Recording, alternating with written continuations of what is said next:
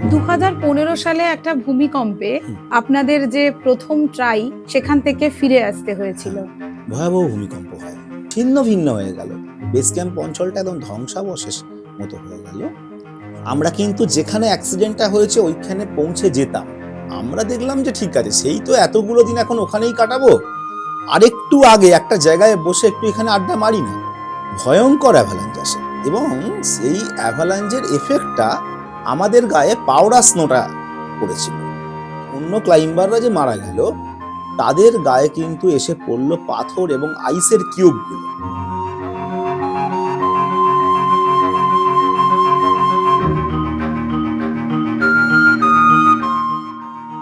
ইয়েতে কি হয়? এতটাই স্ট্রং ছিলাম যে এভারেস্ট যে ভোরবেলা সামিটে পৌঁছে যাব এটা কখনো ভাবতে পারি, মানে এতটাই নেশায়, মানে একটা বুঁদ হয়েছিলাম। এবং বুদ্ধ পূর্ণিমা ছিল, অসম্ভব একটা নৈসর্গিক দৃশ্য। এভারেস্ট আরোহণ করছি বুদ্ধ পূর্ণিমার দিন, রাত থেকে ভোর হচ্ছে, আকাশে চাঁদ, সূর্য উঠছে, একদিকে তিব্বত একদিকে নেপাল, একটা অদ্ভুত মায়াবী পরিবেশ। আর কে জানো না আমাদেরকে টেনে নিয়ে চলে যাচ্ছে, অক্সিজেনও শেষ হয়ে যাবে, মরে যেতে পারি। এতক্ষণে জার্নিতে ক্লাইম্বার ক্লান্ত, আর অ্যাচিভমেন্টের জন্য আনন্দ। এই সময় ভুল পদক্ষেপ হয়ে যায়। একই সাথে দীর্ঘদিন দীর্ঘ বছর অভিযান করছি, আমার প্রিয় বন্ধুকেও আমি হারিয়েছি। কিন্তু তা বলে কি অভিযান থেমে গেছে না আমার পাহাড়ে যাত্রা?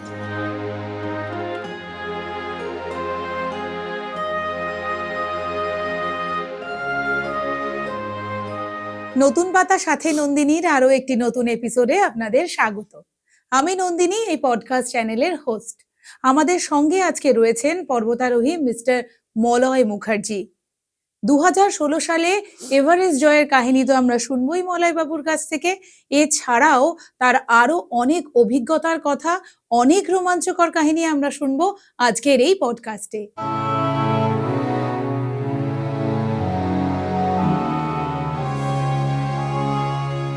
ওয়েলকাম মলয় বাবু টু নতুন পাতা সাথে নন্দিনী।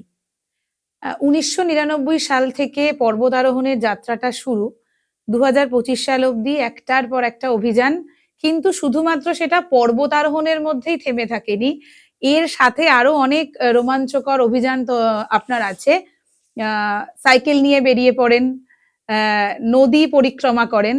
তো সুতরাং আমরা আজকে পর্বতারোহী মলয় বাবুর কথা শুধু শুনবো না, এর বাইরেও আপনার যে অভিযান সেই সবের কথাও আজকে একটু শুনবো। তো প্রথমে যেটা জানতে চাইবো যে এই জার্নিটা কবে থেকে শুরু হলো? মানে জার্নিটা শুরু হয়েছে 98 সাল থেকে, সেই অর্থে। আর মনের জার্নিটা তো আরো আগে থেকে। সেই মনের জার্নিটার জন্যই 98 সালে আমি তখন বাচ্চা ছেলে, আমি চলে গেলাম আমাদের ক্লাবের সাথে ক্যাম্প করতে। তো হাওড়ার ছেলে আমি। তো এই 98 সালে পুরুলিয়ার মাঠাবুরু পাহাড় থেকেই আমার পর্বতারোহণ বা শৈলারোহণের হাতেখড়ি। তো তারপর থেকেই ধীরে ধীরে এই কাজগুলো হওয়া বা করা, এবং তখন থেকে কিন্তু আমি সাইক্লিংও করি। আর ওই যে বললাম, জার্নিটা তো আগে শুরু হয়েছে বই পড়ে, কোনো ম্যাগাজিন পড়ছি, ট্রাভেল ম্যাগাজিন পড়ছি, পড়ে ভাবছি আমি কি করে যাব, আমি কবে যাব, আমাকেও দেশ দেখতে হবে। হ্যাঁ, ভ্রমণের নেশা।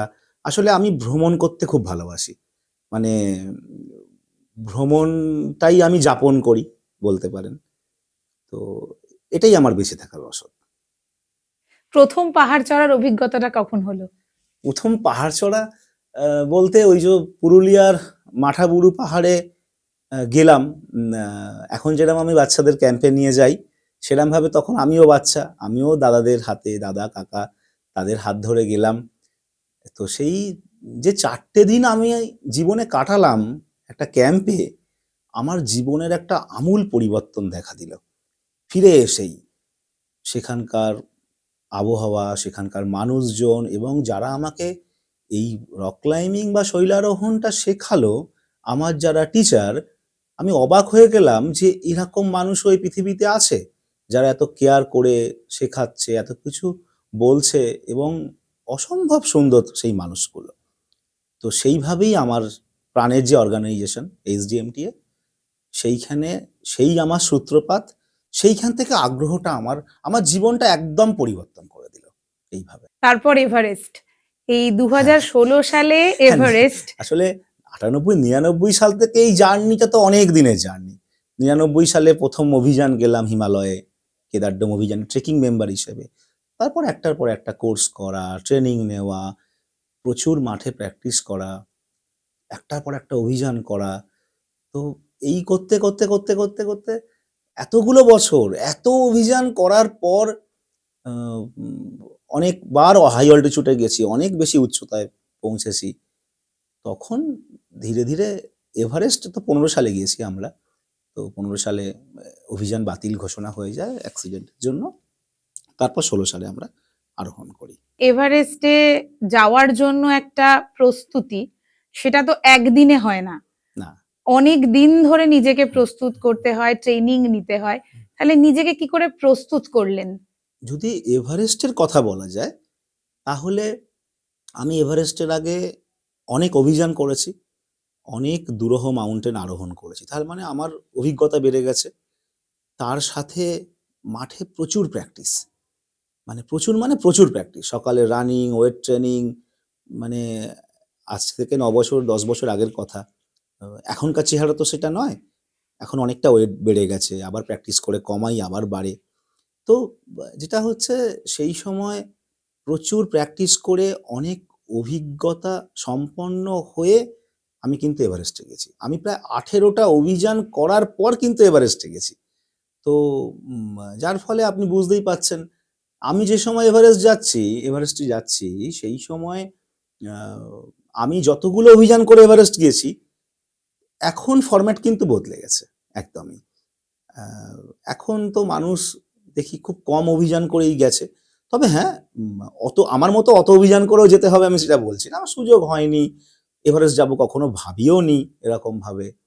তো হয়ে গেছিল আমার শুভাকাঙ্ক্ষীদের সহযোগিতায়, সবার আশীর্বাদে হয়েছিল, যেতে পেরেছিলাম। এই গল্পটা একটুখানি শুনবো, এভারেস্টের গল্পটা। আসলে ওই যে বললাম 99 সালে ১ম পর্বত অভিযান। তারপর থেকে কন্টিনিউ যাচ্ছি। এটাই আমার ধ্যান-জ্ঞান, অ্যাডভেঞ্চারই আমার ভালোবাসা। আমার ওই যে বললাম আমার যাপনটা এটাই। তো আ সেইরকমভাবে যখন দিনগুলো যাচ্ছে, সে একটার পর একটা ভালো ভালো মাউন্টেন ক্লাইম্ব করছি। খুব কম বয়সে আমি কামেট আরোহণ করি। তার পরের বছরই শতপথ করি। তো প্রচুর মানুষ আমাকে চিনে গেল, প্রচুর শেরপারা। তো একটা নিজস্ব একটা বড় পরিমণ্ডলও তৈরি হয়ে গেল। যে প্রচুর মানুষ আমাকে জানে। পুরো ইন্ডিয়াতে যে হ্যাঁ, একটা ছেলে আছে, বেঙ্গলে একটা ছেলে আছে।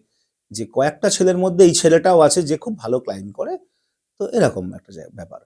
সেরমভাবে করতে করতে যদি একদম এভারেস্টের কথা বলেন, তাহলে এত কিছু ভালো অ্যাচিভমেন্টের পরেও এভারেস্ট তো প্রচুর টাকা খরচের ব্যাপার। এই মুহূর্তে যেকোনো আমার ছাত্রছাত্রীর মধ্যে এই স্কিল আছে, তারা শুধু ফান্ডিং পেলেই কিন্তু করে ফেলবে।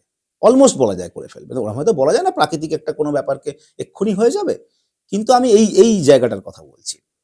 তো সেরকমভাবে দেবাশিস বিশ্বাস, যিনি ২০১০ সালে এভারেস্ট আরোহণ করেছেন, ওই মানুষটি কিন্তু আমাকে ১ম বলে যে, "মলয়, তুমি এত ভালো ভালো মাউন্টেন ক্লাইম্ব করেছো, তা এভারেস্টটা একবার চেষ্টা করে দেখো না।" আমি বললাম, "দাদা, এত খরচের ব্যাপার, আমি তো স্বপ্নেও ভাবতে পারি না যে আমার মতো একটা মানুষ এভারেস্ট যাবে কখনো।" বলল, "না, একটু চেষ্টা করো না।" তো সেরকমভাবে আ এই সূত্রপাতটা কিন্তু উনি মানে ঠেলে দিয়েছিলেন যে এভারেস্টের ভাবনার জন্য। তারপর প্রি এভারেস্ট এক্সপেডিশন করি আমরা। ২০১৫ না ১৪ সালে আমরা আ মাউন্ট নুন অভিযান করেছিলাম, যা প্রি এভারেস্ট করেছিলাম। তারপরে তো ১৫ সালে আমরা এভারেস্টে যাই। তো ওই সময় যখন উনি একটু ঠেলে দিলেন আমাকে, একটু না অনেকটাই ঠেলে দিয়েছেন। তো এবং ভীষণভাবে সহযোগিতা করেন উনি, ওনার অফিস কলিগরা। ওই যে একটা কথা বললাম, আমি কিন্তু মানে মানুষের সহযোগিতাতেই আমি, এবং একদম পুরোপুরি সম্পর্কের জন্যই আমি। এই যে এত সুন্দর মানুষের সাথে আমার সাথে মানুষের রিলেশন, তো এইজন্য এই আশীর্বাদ বা এই সহযোগিতার জন্যই কিন্তু আমি অ্যাডভেঞ্চার করি, আমি দাঁড়িয়ে আছি, আজকের দিনেও এক্সপিডিশন করছি, সাইক্লিং করছি, নদীর পাশে হাঁটছি, ভ্রমণ করছি, সবটাই কিন্তু তাদের ভালোবাসার জন্য। তো এইটাই একদম সূত্রপাতটা হলো। তারপর তো প্রচুর মানুষ আমায় হেল্প করেছে। ছোটবেলা থেকে যারা মাঠে দেখে, শীত, গ্রীষ্ম, বর্ষা, এই ছেলেটা সেই বাচ্চা বয়স থেকে প্র্যাকটিস করছে, এবছর সে এভারেস্ট নিয়ে ভাবছে, এভারেস্ট যাবে, তাহলে মলয়ের পাশে আমরা থাকবো। এই যে ব্যাপারটা, এটা কিন্তু আমার হাওড়াবাসী, আমি যেখানে থাকি, পাড়ার লোকজন, মাঠের লোকজন, ক্লাবের লোকজন এবং প্রচুর শুভাকাঙ্ক্ষী, দেশের বাইরে আমার ছাত্রছাত্রীরাও আমাকে কিন্তু হেল্প করেছে, আমার আত্মীয়-স্বজনরাও করেছে। আ তারপর আমি যেতে পেরেছি। না হলে কখনো সম্ভব ছিল না। 2015 সালে একটা ভূমিকম্পে হুম, আপনাদের যে প্রথম ট্রাই হুম। সেখান থেকে ফিরে আসতে হ্যাঁ, হয়েছিল। হ্যাঁ। এই গল্পটা একটুখানি যদি বলেন। 2015 সালের 25শে এপ্রিল ভয়াবহ ভূমিকম্প হয়। সেটা অনেক মানুষই জানে যে 2015 সালের 25শে এপ্রিল নেপালে মানে ভয়ঙ্কর অবস্থা তৈরি হয় ভূমিকম্পের জন্য, প্রচুর ক্ষয়ক্ষতি হয় এবং সেই ভূমিকম্পের এফেক্ট কিন্তু আমাদের কলকাতাতেও পড়েছিল। তো সেই দিনটা আমরা গোরখসেপে ছিলাম। এরকম বেলা 12টা এরকম কিছু একটা হবে এই ঘটনাটি ঘটে। ফগ ছিল সেদিনকে, কিন্তু খুব ক্লিয়ার স্কাই ছিল না। যার ফলে দেখতেও খুব অসুবিধা হচ্ছিল। তো এই যে একটা ভূমিকম্প হলো এবং এভারেস্ট বেস ক্যাম্প যেখানে পাশে যে মাউন্টেনটি আছে মাউন্ট পুমরি, সেই পুমরি থেকে একটা বিশাল অ্যাভালাঞ্চ আসে এবং বেস ক্যাম্পটা তো একটা লম্বা এরিয়ার মধ্যে মাঝখান দিয়ে বয়ে যায়। সেই সময় আমি খুব ভুল না করলেও প্রায় ঠিক হিসেব যদি দেখা যায় 20 থেকে 20 জন বা 22 জন কিন্তু পর্বতারোহী 2015 সালে মারা যায় এবং তো এই যে মারা গেল এবং ছিন্ন ভিন্ন হয়ে গেল, বেস ক্যাম্প অঞ্চলটা একদম ধ্বংসাবশেষ মতো হয়ে গেল। সেই জন্য সেদিন আমরা গোরখসেপে ছিলাম এবং আমরা কিন্তু যেখানে অ্যাক্সিডেন্টটা হয়েছে ওইখানে পৌঁছে যেতাম। শুধুমাত্র আমার গুরুজি পেম্বাজি বললেন, দেখো এরপরে তো বেস ক্যাম্পেই থাকতে হবে। তো আমাদের লাগেজগুলো, মেন যে লাগেজগুলো সবটাই চলে গেছিল বেস ক্যাম্পে। আমরা দেখলাম যে ঠিক আছে, সেই তো এতগুলো দিন এখন ওখানেই কাটাবো, আরেকটু আগে একটা জায়গায় বসে একটু এখানে আড্ডা মারি না, এখানটা একটু সময়টা কাটাই, কাটিয়ে তারপর বেস ক্যাম্পে যাবো। ধরুন বেস ক্যাম্প থেকে কয়েক কিলোমিটার আগে আমরা রয়েছি, সেখানে আমরা বসে জাস্ট চা খাচ্ছি বা এরকম একটা করছি যে আরেকটু পরে পৌঁছে যাব। ভয়ঙ্কর অ্যাভালাঞ্চ আসে এবং সেই অ্যাভালাঞ্চের এফেক্টটা আমাদের গায়ে পাউডার স্নোটা পড়েছিল। মানে আপনারা যখন দেখেন তুষারধস নামছে, আমাদের গায়ে মানে আমাদের শরীরে যে এফেক্টটা এলো, সেটা একটা হাওয়ার ঝড়ের সাথে পুরো পাউডার স্নো, মানে ধরুন ময়দার বস্তা বা আটার বস্তা ঢেলে দিলে যেরকম হয়, সেই ব্যাপারটা এলো। আর যেখানে আমাদের অন্য ক্লাইম্বাররা যে মারা গেল, তাদের গায়ে কিন্তু এসে পড়লো পাথর এবং আইসের কিউবগুলো বা অনেকটা মানে বেশি পরিমাণে বরফ, হুম। যার ফলে কি হলো, তারা সেখানেই মারা গেল। হুম, এইবার আপনাদের ফিরে আসতে হলো। হ্যাঁ, ফিরে আসতে তারপরে হলো। মানে সেই সময়তে একটা সেটা যাচ্ছেন এভারেস্ট, খুব এভারেস্ট কষ্টকর। করতে যাচ্ছেন হ্যাঁ, এবং এত কিছু জোগাড় করার পর এত কষ্ট করে এত ট্রেনিং করে নিজেদের হুম, প্রস্তুত করে যাচ্ছেন, হুম, কিন্তু ওই জায়গাটাতে মানে ওই লক্ষ্যটাতে না পৌঁছাতে পেরে হুম। ওখান থেকে ফিরে এবং আসতে এতদিনের হলো। স্বপ্ন, হ্যাঁ, এক্স্যাক্টলি, এতদিনের এতদিনের স্বপ্ন স্বপ্ন। এবং এবং যেটা হচ্ছে আমার মতো একটা জায়গায় থেকে, এটাও খুব ইম্পর্টেন্ট যে আমি তো মানে সবটা লাস্ট টুকু দিয়ে এভারেস্টে চলে গেছি। তো এবার এভারেস্ট অভিযান বাতিল, আমরা কলকাতায় ফিরে আসব।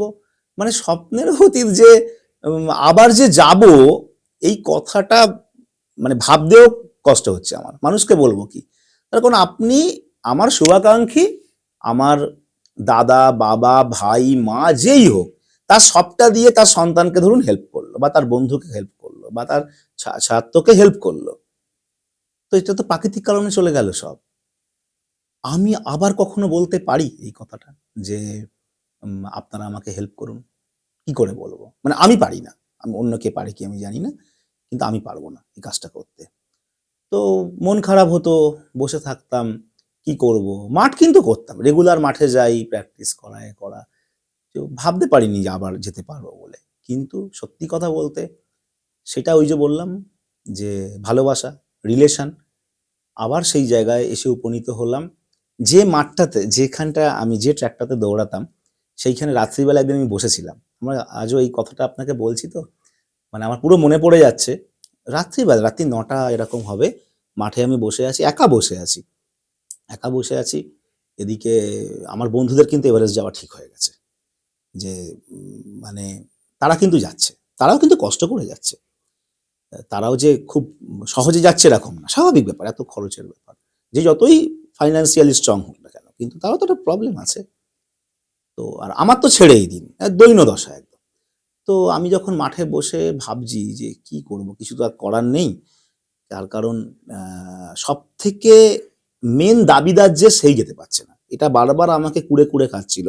তার কারণ এভারেস্টের আগে যেসব মাউন্টেন আমি ক্লাইম্ব করেছি, আহ, তো এত ভালো ভালো ক্লাইম্ব করার পরেও এভারেস্ট গিয়ে এরম হলো, তো আর সেই ছেলেটাই যেতে পারছে না। আমি ভাবছি, নিজের উপর ভাবছি, কিন্তু কখনো মানে আমার মধ্যে সেটাও আসেনি যে বিরক্তি বা এরকম না।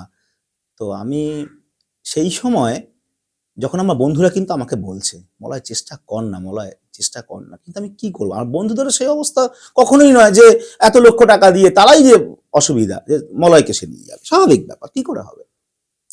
কিন্তু ফোন করছে তারা, তারা ভালোবাসে আমাকে, তারা বলছে, মানে রুদ্রপ্রসাদ হালদার, সত্যরূপ সিদ্ধান্ত, রমেশ রায়, তারা বলছে মলয় চেষ্টাটা কর না অন্তত একবার। তো আমি তো চেষ্টা করবো, স্বপ্নেরও অতীত, ভাবতে পারছি না এরকম মধ্যে। তো আমি আমার মাকে জিজ্ঞাসা করলাম যে মা একবার চেষ্টা করি। মা বলছে দেখ আমি কি বলবো, আমি তো ব্যাপারটাও জানি না। অ্যাকচুয়ালি আমি না এত বছর ধরে পাহাড়ে কি করি আমার বাড়ির লোক কিন্তু জানে না, তখন বাড়ির লোক সেভাবে ছবিটাও দেখেনি। পাহাড়ে দাঁড়িয়ে আছি, আমার ছবি দেখলো, পেছনে তো সেই স্টুডিওতে থাকে না, দেওয়ালে ব্যাকগ্রাউন্ড, পাহাড় ঝর্ণা দেখছে। বাড়ির লোক, মা অত কিছু যে বুঝতে হবে ব্যাপারটা এরকম নয়, যে তারা খুব একটা জানেও না যে কি হয় না হয়, যায় পাহাড়ে যাচ্ছে, ভালো কাজ করে, এটুকু জানে। তো মা বললো দেখ, আমার তো কিছু দেবারও নেই, ভালোবাসা আশীর্বাদটুকু ছাড়া, তো তুই চেষ্টাটা কর। আমি বললাম দেখো, আমি আমার জীবনের শেষ চেষ্টাটা করেই দেখি। তো মা বললো তুই চেষ্টা কর। আর যে তখন আমি ভাবলাম যে একটা চেষ্টা তাহলে করি, দেখি। মা যখন বলল, আমি বললাম দেখো যে আর বড় ক্ষতি হওয়ার আর আমাদের পরিবারের কি আছে, আলাদা করে আর কি কি ক্ষতিটা হবে, মানে ফাইন্যান্সিয়ালি ক্ষতির কথা বলছি, আমাদের পরিবারের তার ফাইন্যান্সিয়ালি আলাদা করে কিছু ক্ষতি হবার নেই, যাই হোক বুঝবো আর কি। সেই দিন ওই মাঠের ট্রাকে বসে আমি 3টে মানুষকে ফোন করেছিলাম।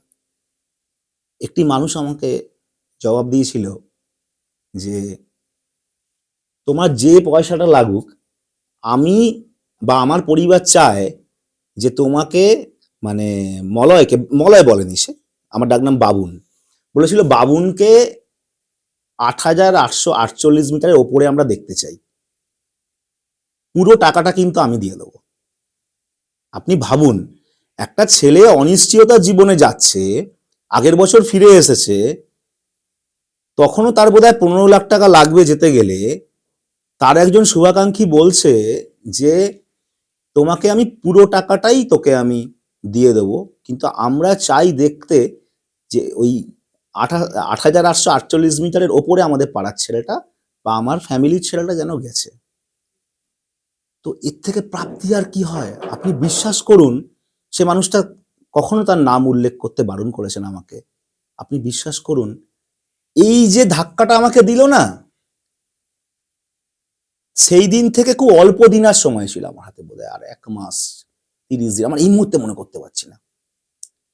আমি পরের দিন থেকে সাংঘাতিকভাবে চেষ্টা করতে শুরু করলাম।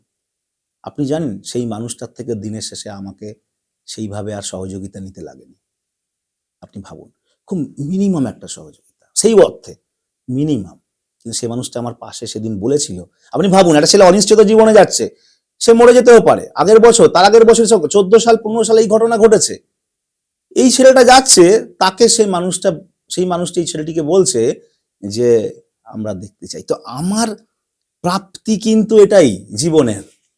এই এভারেস্ট চড়েছি, এই মলয় মুখার্জি এখানে গেছে, এই ফুল মালা নিচ্ছে, এই স্টেজে উঠে যাচ্ছে, এটা খুব একটা প্রাপ্তি আমার না। আমার প্রাপ্তি এটাই যে একটা মানুষ না, এরম ভাবে অনেক মানুষ আমার সাথে, এটাই আমার জীবনের প্রাপ্তি। এই মেন্টাল সাপোর্টটা ভীষণভাবে হ্যাঁ, বোধহয় দরকার। ভীষণভাবে। তারপর চেষ্টা করে গেছি, করতে করতে করতে করতে কিভাবে একটা লাস্ট মানে এই মুহূর্তটা, এগুলো রেকর্ড আছে আমার কাছে। আমার বন্ধু সত্যরূপ ফোন করছে, বলছে মলয়দা আমরা কিন্তু রাত্রে টিকিট করে ফেলবো দাদা। আমার এক ভাই বন্ধু বলতে পারেন, সে আমার টিকিটটা করে দিয়েছিল, ফ্লাইটের টিকিটটা। সে বলছে তুই টিকিটটা কর, দেখ যাওয়া হবে। এই যে বলছে, আর আমি তো সিদ্ধান্ত নিতে, আমি তো ভাবতে পারছি না, আমি তো কিছু নেই তো আমার, আমি কিভাবে লড়বো। এবার যখন আমার বন্ধুকে আমি রাত্রিবেলা ফোন করেছি, সম্ভবত রাত্রির 12টা-1টা হবে, এটাও একটা প্রাপ্তি ভাবুন। আমার বন্ধু জেগে মানে হাসছে, বলছে আমরা এটা ভেবেছিলাম যে মলয় মুখার্জির ফোনটা আসবে, সে টিকিট করতে বলবে। তো টিকিট সেই দিন টিকিট আমার হয় রাত্রিবেলা। আমি তখন ফোন করি আমার বন্ধুদেরকে, তখন তারা নিজেদের মধ্যে আলোচনা করছে যে মলয় কি করবে না করবে। তখন তারা জেগেছিল এবং তারা বলে যে না ঠিক আছে, তার টিকিটটা হয়ে গেল। অবশেষে আমি কিন্তু যেতে পারলাম। আবার অদ্ভুত ব্যাপার যে ওই যে বললাম, যে মানুষটিটা আমাকে বলেছিল সে মানুষটির থেকে কিন্তু সে অর্থে মানে ওই অনুপাতে করতে হয়নি। এই যে আপনি বলছেন যে এই গোটা যাত্রাটা অনিশ্চয়তায় ভরা, হুম। তা এই এভারেস্টের যাত্রাটা কতটা ঝুঁকিপূর্ণ, আর কি কি ঝুঁকি এই গোটা জার্নিটার মধ্যে এসে পড়ে? আসলে দেখুন, ঝুঁকি আছে, পর্বতারোহণ করতে গেলে ঝুঁকি থাকবে, এটা স্বাভাবিক ব্যাপার।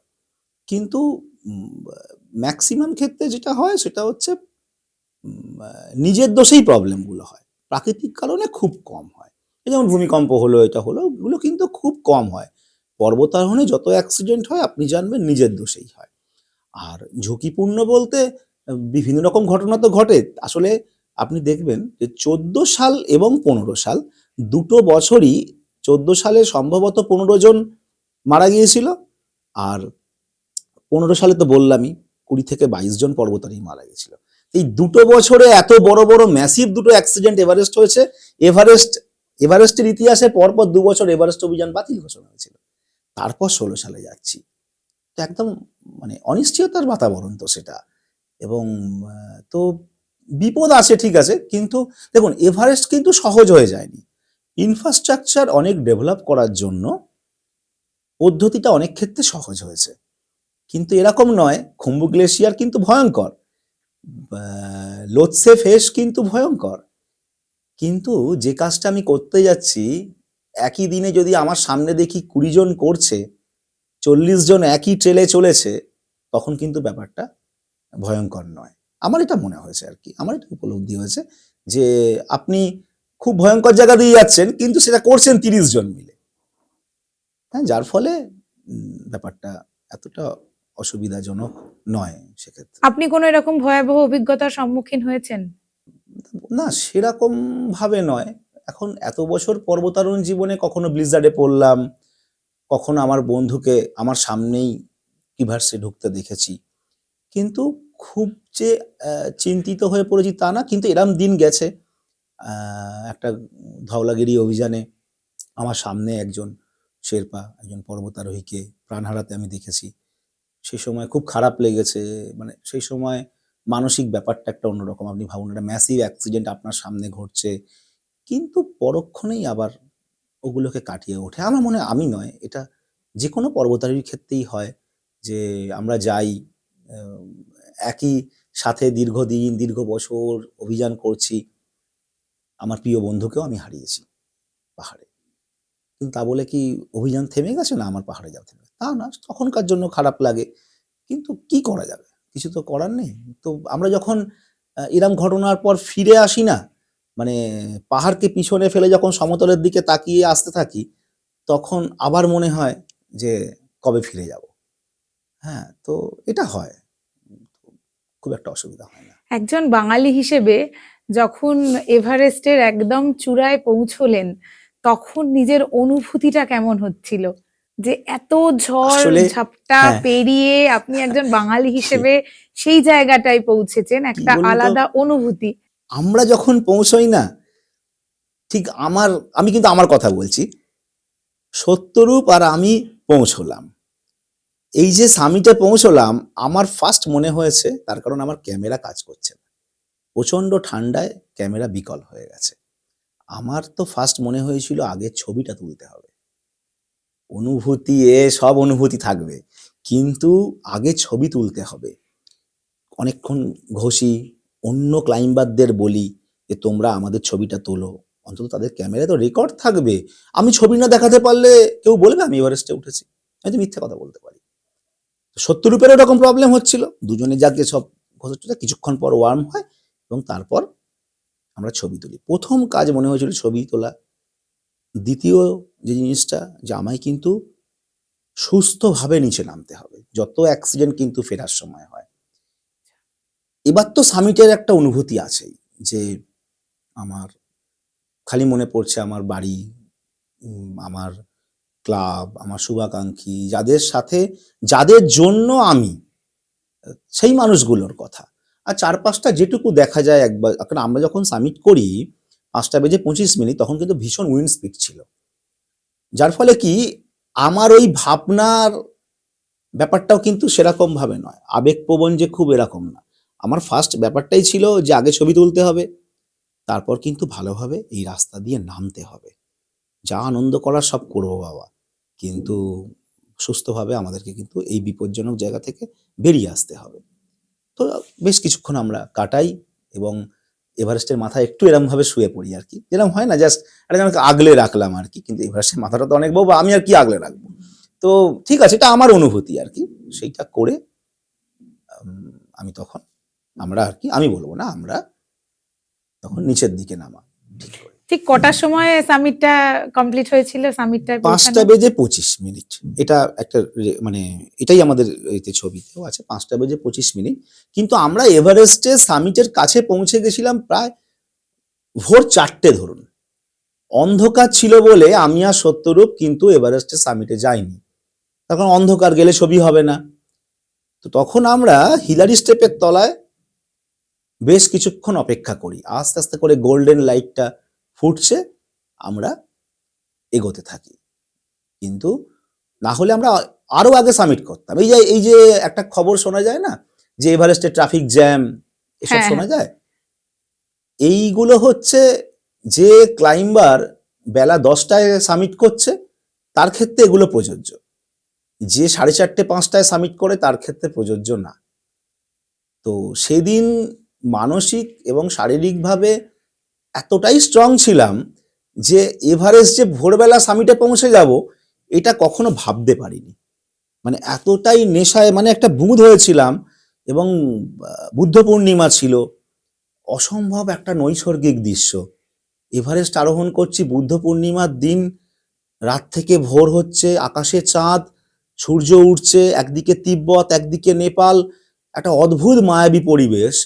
আর কে জানো না আমাদেরকে টেনে নিয়ে চলে যাচ্ছে, যে আরো বাকি আছে বোধহয়, কেন পেম্বাজি বলেছে বেলা 11টার মধ্যে যদি সামিট হয় ঠিক আছে, নাহলে কিন্তু যে যেখানে থাকবে নামতে হবে, তাহলে কারণ আমরা ফিরতে পারবো না, এটা সময়ের ব্যাপার আছে না, অক্সিজেনও শেষ হয়ে যাবে, মরে যেতে পারি। তো তখন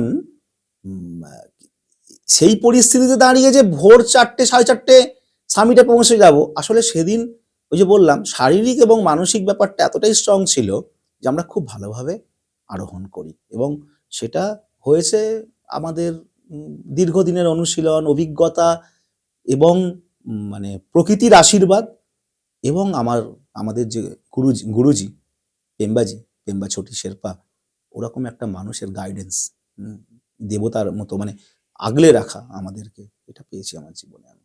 এই এভারেস্টের চূড়ায় কতক্ষণ থাকা যায়? হ্যাঁ, থাকা যায় বলতে তো এরকম না, বাবুছিরি শেরপা তো সারাদিনও, আমি মানে রেকর্ড আছে না, রাত্রির কাটিয়েছিলেন উনি এভারেস্টের মাথায় সামিটে, রাত্রির কাটিয়েছিলেন।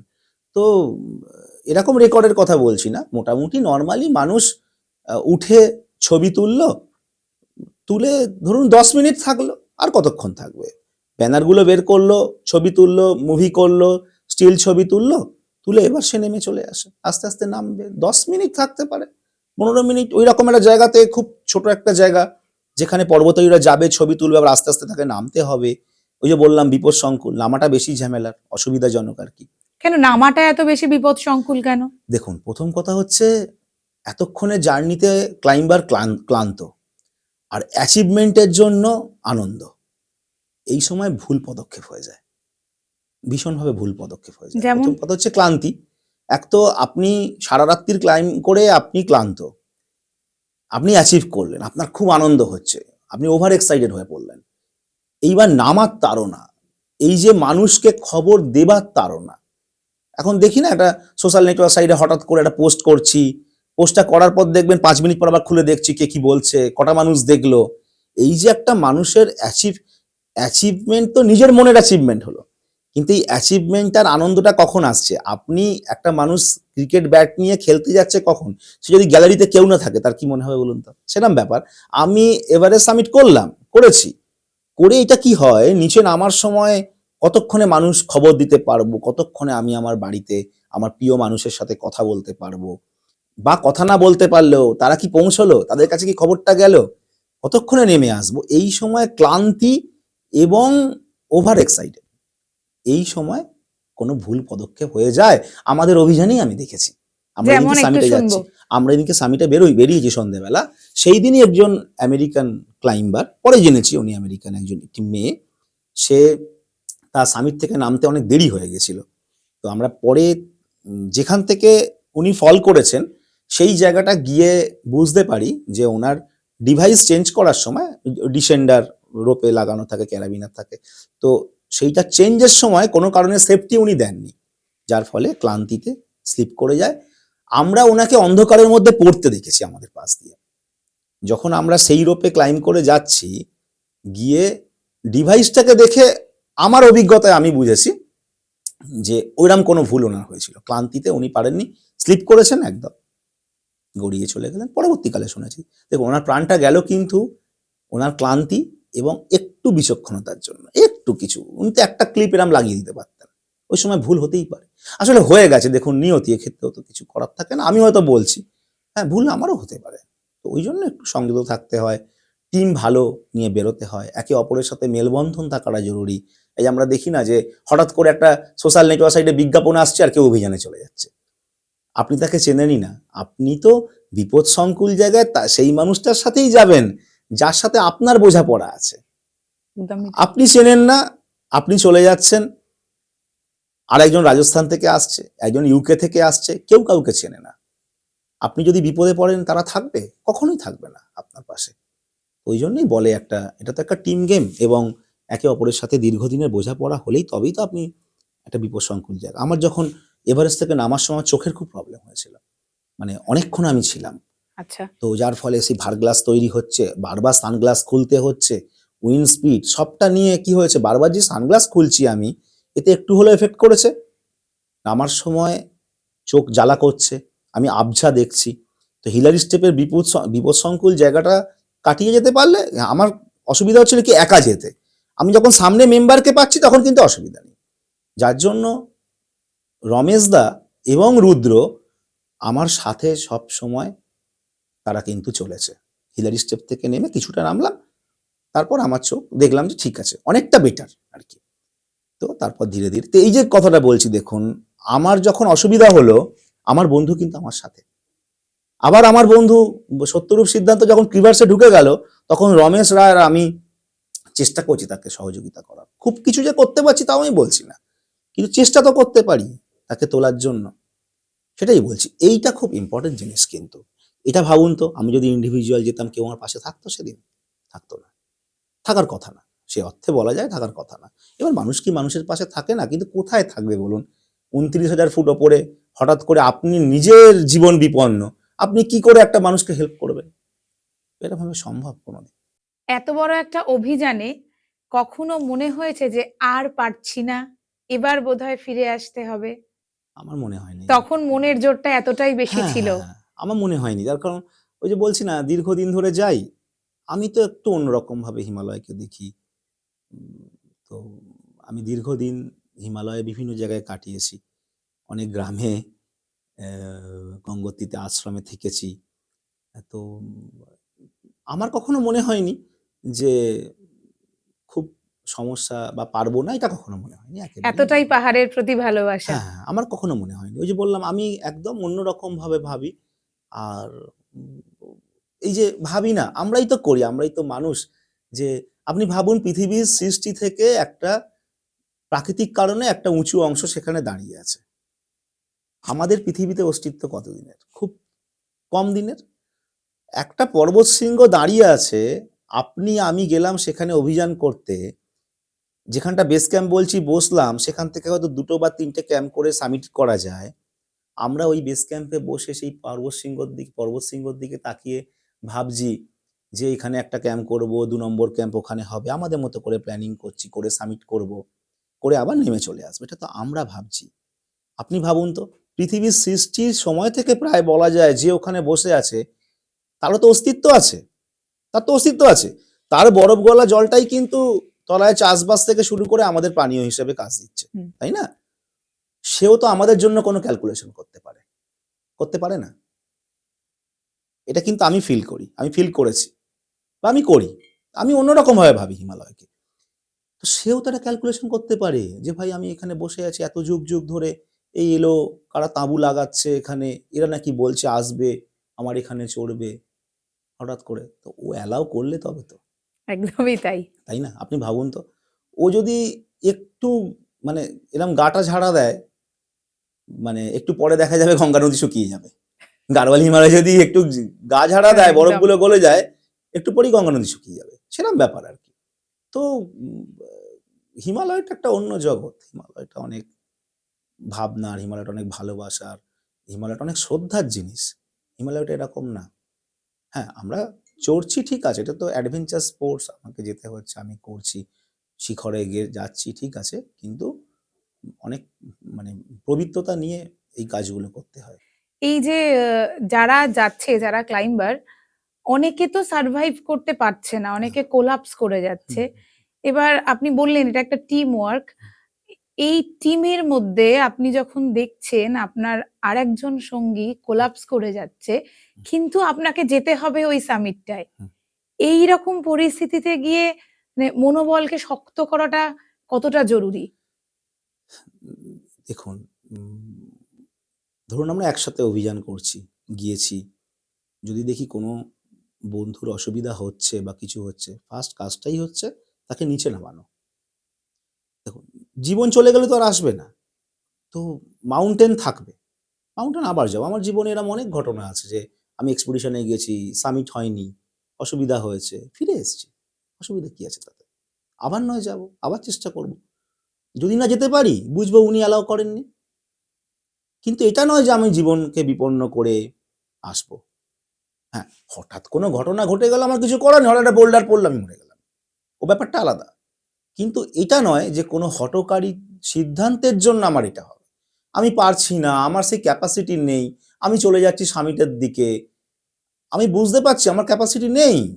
আমাকে আমার বন্ধুরা তো বলছে যে, "তুমি যেও না। তুমি এর মধ্যে অনেক অক্সিজেন শেষ করেছো।" কি ধরুন অক্সিজেন নিইনি আমি। আমি ৭৫০০ মিটারের কোনো পিক যাচ্ছি কি ৭২০০ মিটারের কোনো মাউন্টেন যাচ্ছি। ২৩-২৪,০০০ ফুট ওপরে যেগুলো যাচ্ছি, আমার ক্যাপাসিটি সেটা নেই। অথচ আমি জোর করে যাচ্ছি। এটা উচিত না। এটা কখনো মেনে নেওয়া যায় না। ওইজন্য দেখুন, মানে প্রবলেমটা কিন্তু পর্বতারোহী সে নিজেই তৈরি করে। ম্যাক্সিমাম প্রবলেমটা আমি বললাম। প্রাকৃতিক কারণটা তো কম হয়। হ্যাঁ? তো এটা তো একদম নিজের ব্যাপার। নিজে তখন আমি আমি এভাবে দেখি যে মাউন্টেন থাকবে, আমি আবার আসবো। আমার এরকম জীবনে কিন্তু আছে, একটা মাউন্টেন থেকে ফিরে এসে আবার ২ বছর পর গিয়ে ক্লাইম্ব করেছি। কোনটা সেটা একটু একাধিকবার শুনি। আছে। মাউন্ট শিবা আছে, আচ্ছা। রামজাক আছে। আচ্ছা। রামজাক বলে একটি পিক আছে, যেটা আমরা পারলাম না, ফিরে এসেছি। আবার পরের বছর গিয়েছি, গিয়ে সামিট করেছি। মাউন্ট সেগুলোর শিবার পেছনে ক্ষেত্রে তাই। কারণ কি ছিল? না, না পারার কারণ হচ্ছে ধরুন প্রাকৃতিক কোনো প্রবলেম। বরফ পড়ছে প্রচুর, বসে গেলাম, আর কিছু করার নেই। খাবার শেষ হয়ে যাচ্ছে। এরকম বিভিন্ন কারণ তো হয়। আমাদের তো পুরো লিমিটেড ব্যাপার না? তো ওয়েদার রিপোর্টও আপনি ভালো পাবেন না। এখন অনেক ডিভাইস হয়েছে, তাও স্যাটেলাইট ফোন ইউজ করা, করা অনেক মানে বিধিনিষেধ আছে এসব জায়গায়। যেহেতু আমাদের ভারতবর্ষের বর্ডার এলাকাটা তো মানে আমাদের মানে আর্মি অধ্যুষিত। যার ফলে এই সমস্যাগুলো আরকি। যার ফলে সেখানে সবকিছু জিনিস তো আপনি ব্যবহার করতে পারবেন না, এসব ডিভাইসগুলো। তো এরকম যখনই প্রবলেম বিভিন্ন রকম কারণে ধরুন হলো না, ফিরে এলাম, খারাপ লাগলো, সারা বছরের চেষ্টায় হলো না। হতেই পারে। প্রতি বছর যাবো আর মাউন্টেন উঠবো এরকম তো না। হলো না, চলে এলাম। দেখা গেল আবার 2 বছর পর হয়তো সুযোগ হলো সেই পাহাড়টিতে যাওয়া, গেলাম, হয়তো হলো। সেরকম ভাবে মাউন্ট শিবা হয়েছে, রামজাক হয়েছে, এরকম হয়েছে। মানে কিন্তু এভারেস্টের ক্ষেত্রে যদি হঠাৎ করে ওয়েদার চেঞ্জ হয়ে যায়, হুম, আপনি একটা নির্দিষ্ট উচ্চতায় উঠে হ্যাঁ, গেছেন, হুম, সেখানে হঠাৎ করে ওয়েদার চেঞ্জ হুম, হয়ে গেলে সেখানে যখন হুম। কিরকম ব্যবস্থা দেখুন, নেওয়া হয়? ওয়েদার চেঞ্জ মানে এখন ওয়েদার রিপোর্ট ভীষণ ভালো পাওয়া যায়। আমরা সবাই জানি খুব ভালো পাওয়া যায়। কিন্তু প্রকৃতির কথা কে বলতে পারে? এক্ষুনি ভালো, এক্ষুনি তো খারাপ হতেই পারে। তো যদি নিচের দিকের ক্যাম্প হয়, ন্যাচারালি আপনাকে সেফ জোনে চলে আসতে হবে। করে আবার আপনি অ্যাটেন্ড করবেন। কিন্তু ধরুন আপনি সামিট ক্যাম্প থেকে সামিটে বেরোবেন, এই সময় অর্ধেক রাস্তায় যদি তুষারঝড় শুরু হয়, আপনি পারবেন না, আপনাকে রিটার্ন করতেই হবে। কিছু করার নেই। তখন যদি যদি যেটা হয় আরকি, যে আপনি পারবেন না, সবাই বুঝতে পারছে। কিন্তু আপনি ভাবছেন আপনি পারবেন, তার কারণ হচ্ছে অক্সিজেন কম। আপনার শরীরে অক্সিজেন কম ঢুকছে। আপনার ব্রেনের সেলগুলো অক্সিজেন যখনই কম পাবে, তখন কিন্তু সে স্বাভাবিক থাকবে না। আপনার চিন্তা শক্তিও অন্য কথা বলছে সেই সময়। আপনি হয়তো অন্য কিছু ভাবছেন, দেখছেন। মানে অক্সিজেন যখনই কম যাবে, এটা বিজ্ঞান, মানে এটা মেডিকেল সায়েন্স আরো ভালো বলতে পারবে। তো যার ফলে এই প্রবলেমটা তৈরি হবে। সে তো আর নিজের মধ্যে নেই। না। সে একটা মায়ার জগতে পৌঁছে গেছে। সে আর ২ পা এগোতেই পারবে না। সে দেখা যাবে ক্লান্তিতে আস্তে, আস্তে করে ওখানেই বসে গেল, ওখানেই মারা যাবে। তার কারণ ওই অল্টিটিউড এ কারোর এরম প্রবলেম হলে আপনি তাকে নিয়ে আসতে পারবেন না। আচ্ছা। আপনি পারবেন না নিয়ে আসতে। কি করে পারবেন? খুব এক্সেপশনাল কোনো ঘটনা ঘটে। একজন ক্লাইম্বারকে রেস্কিউ করে নিয়ে আসতে গেলে ৪ থেকে ৫ জনের সহযোগিতা দরকার। মানে কোনো শেরপার সহযোগিতা দরকার। তো আপনি তার ক্লাইম্বিং পার্টনার হয়ে তাকে কি হেল্প করবেন জল খাওয়ানো ছাড়া? ধরুন অনেকে বলে না যে, অমুকের প্রবলেম হলো, কই ও তো নিয়ে আসতে পারত। এবার আমি যদি একটা সাধারণ কথা বলি, আপনি ভাবুন আপনার বাড়ির সামনে একটা মাঠ আছে। আমি সেখানে গিয়ে বসে আছি। আমার বন্ধু আমাকে তুলে নিয়ে আসতে পারবে? এমনি চাগিয়ে। একদমই নয়। কি করে পারবে? খুব চেষ্টা করে ২০ ফিট দূরে নিয়ে যেতে পারে। পসিবল না। সেটা ২৬,০০০ ফুট ওপরে কি করে হবে? এটা অনেক সময় মানুষ ভাবে না, বলে দেয় অনেক কথা। তাহলে একটা অভিযানে শেরপাদের অনেক বড় ভূমিকা থাকে। অনেক ভূমিকা থাকে এই অভিযানগুলোতে। যেখানে অক্সিজেনের ব্যবহার আছে, যেখানে অক্সিজেন ইউজ করতে হবে, সেখানে কিন্তু অনেক বড় ভূমিকা থাকে। তো আমাদের পাশে ছিলেন আমাদের গুরুজি, পেম্বাজি, নমস্য ব্যক্তি। তার সাথে আমি একাধিক অভিযান করেছি। তার সাথে সামিটে যেখানেই উঠেছি, তার পায়ে হাত দিয়ে প্রণাম করেছি। হ্যাঁ? আজকের দিনে উনি নেই। একটা ঘটনায় উনি লাদাখে একটা অভিযানে প্রাণ হারিয়েছেন। যাই হোক, তার নিয়তি ছিল হয়তো হয়েছে এত অভিজ্ঞ মানুষের। হতে পারে, না হয়ে গেছে হয়তো। কিন্তু সেই দিনগুলো তো আমি ভুলব না কোনোদিন। যে সেই মানুষটি আগলে রাখার মতো রেখেছিলেন আমাদেরকে। তার মানে তার সহযোগিতা তো কোনোদিন ভোলার নয় জীবনে। এতক্ষণ তো শুনলাম পাহাড়ের গল্প। এবার আপনার সমতলের গল্প একটুখানি শুনবো। সমতলেও আপনি বিভিন্ন সময় অ্যাডভেঞ্চারে বেরিয়ে পড়েন। আ সাইকেল নিয়ে, সেগুলো আবার সাইকেল নিয়ে। তো এই অ্যাডভেঞ্চারের ভাবনাটা কবে থেকে? আমি বললাম যে আমি তো ভ্রমণ ভালোবাসি। আর আমি সাইক্লিংটা ছোটবেলা থেকেই করি। একা, একা সাইকেল নিয়ে বেরিয়ে পড়তাম। বিশেষ করে আমার ভালোবাসার জায়গা হচ্ছে পুরুলিয়া, বাঁকুড়া এই জেলাগুলো। সেখানকার গ্রাম, মানুষজন। আমি গ্রামে-গঞ্জে এমনিও ঘুরে বেড়াই। সে বর্ধমান জেলা হোক, হুগলি জেলা হোক, ঘুরে বেড়াই। ছোটবেলা থেকে কিন্তু সাইকেল নিয়ে যাওয়ার প্রবণতা আমার বরাবরই ছিল। সেই সময় অনেক সাইক্লিং প্রোগ্রাম করেছি, সাইক্লিং করেছি, একা, একা করেছি, দল নিয়ে করেছি। পরবর্তীকালে অনেকদিন কিন্তু আমি সাইকেলে বড় কিছু করিনি। তার কারণ এটাই যে, আমি কিন্তু সেইদিন একটা জিনিস বুঝে গেছিলাম যে, পর্বত আরোহণ একটা দলগত স্পোর্টস। পর্বত আরোহণ একটা এজের পর কিন্তু করাটা মুশকিল। আপনি ভাবুন, একটা মানুষ ৬৫ বছর বয়স, সে চাইলে নর্মদার ধারে হাঁটতে পারবে। একটা ৬০ বছরের, ৬৫ বছরের লোক, সে কিন্তু চাইলে সাইকেল নিয়ে অল্প, অল্প করে চালালেও ৩০-৪০ কিলোমিটার সাইকেল নিয়ে, বা পরের দিন আবার ৩০ চালালো, আবার ২০ চালালো। এই করে সে নর্মদার ধারে ঘুরতে পারে, গঙ্গার পাড়ে ঘুরতে পারে। সে সাইকেল নিয়ে একটা রাজ্য থেকে একটা রাজ্য যেতে পারে, একটা জেলা থেকে একটা জায়গায় যেতে পারে। কিন্তু একটা মানুষ ৬৫ বছরে চাইলে হঠাৎ করে গিয়ে একটা হিমালয়ের মাউন্টেন ক্লাইম্ব করে ফেলবো, এটা হঠাৎ করে গিয়ে হবে না। এক্সেপশনাল ঘটনা ছাড়া কিন্তু আমি বলছি। তো এটা কিন্তু অনেক আগে আমি বুঝে গেছি। যার ফলে আমি চুটিয়ে এক্সপিডিশন করেছি। মানে আমার যা বয়স তাতে এটা খুব বিরলতম ঘটনা যে এত অভিযান করা কোনো মানুষ আমি, আমার বয়স অনুযায়ী বলছি।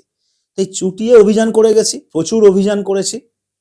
করে এই লাস্ট ক বছর হলো অভিযান যেরকম করছি, আমার ফরম্যাটটা কিন্তু আমি বদলাচ্ছি। তার কারণ আমি জুনিয়রদেরকে নিয়ে চলে গেলাম ভারত বাংলাদেশ মৈত্রী সম্পর্ক, এখান থেকে সাইকেল চালিয়ে ঢাকা 21শে ফেব্রুয়ারি সেই দিনটা উদযাপন করার জন্য। এই ছন্দ পরিবর্তনের জায়গাটা কিন্তু স্টার্ট হলো আমার।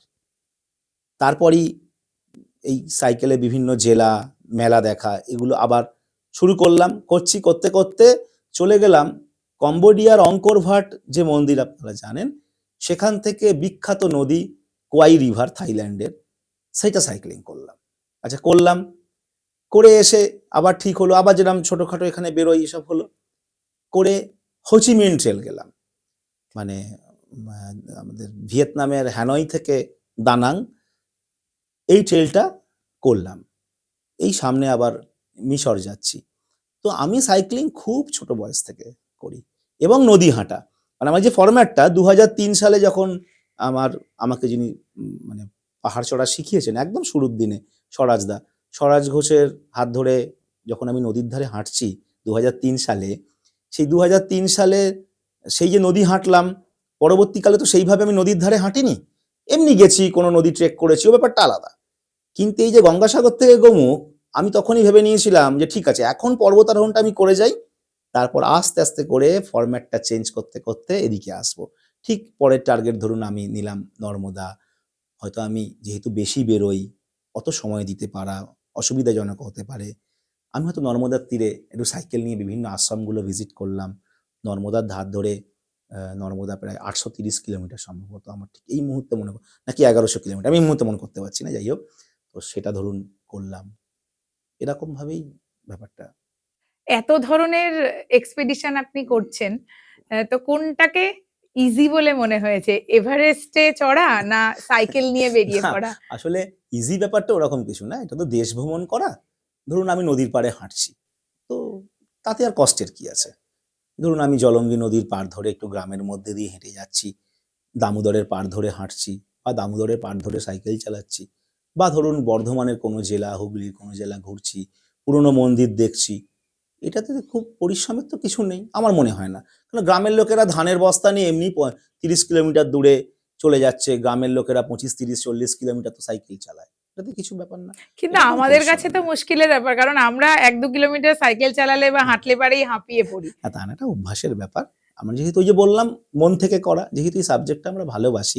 দেখুন এখন আমার সাথে আমার যে বন্ধুরা, যে দুজন বন্ধু পার্থ এবং দেবাশিস দা, তো এই যে দুটো মানুষ সাইকেল নিয়ে যাবে, আমরা একসাথে 3 জন যাচ্ছি। তা খুব কিছু পরিশ্রমের ব্যাপারটা নয়। হ্যাঁ, আমরা তো ভালোবেসে যাই। ফটোগ্রাফি করব, দেশ ভ্রমণ করব, দেশকে জানতে যাব, দেখতে যাব। হ্যাঁ, তার সাথে অবশ্যই এটা একটা অ্যাডভেঞ্চার স্পোর্টস। রাস্তা ভালো, সাইকেল ভালো মানে ধরুন 130-40 কিলোমিটার একদিনে যাব। তাতে কিন্তু কোনো অসুবিধা কিছু নেই। হ্যাঁ, যে পারবে না সে 50 যাক না, সে 30 যাক না। তাতে কি আছে? এটাতে কিন্তু শারীরিক সক্ষমতার খুব একটা কিছু মানে আমার মনে হয় না প্রয়োজন আছে। পুরোটাই মানসিক ব্যাপার, ভালোবাসার জায়গা। ভালোবাসলেই সে এগোতে পারবে। হ্যাঁ, ভালোবাসলেই এগোনো যায়। এই যে এত আপনি অভিযান করেছেন সাইকেল নিয়ে, তা সেক্ষেত্রে কোনটা একদম নিজের মনের মণিকোঠায় থেকে গেছে, মানে কোনটাকে সবচেয়ে বেশি ভালো লেগেছে? অনেক জায়গা তো ঘুরেছেন। অনেক জায়গা ঘুরেছি।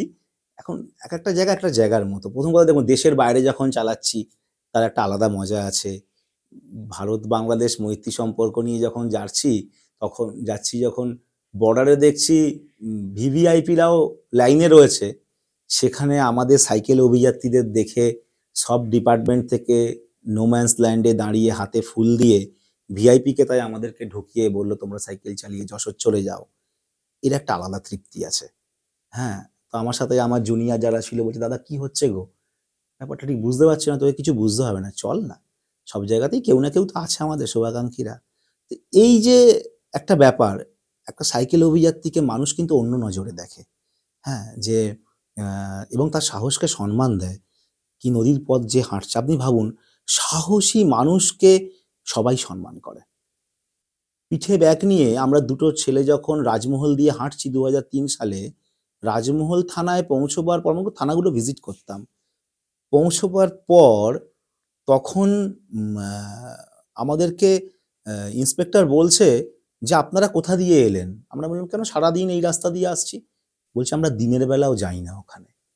মাঝপথে কোথায় খেলে গেলাম, এরকম জায়গাতে একটা লোক হেল্প করলো, কয়েকজন বসেছিল, তারা আমাদেরকে হেল্প করেছে।"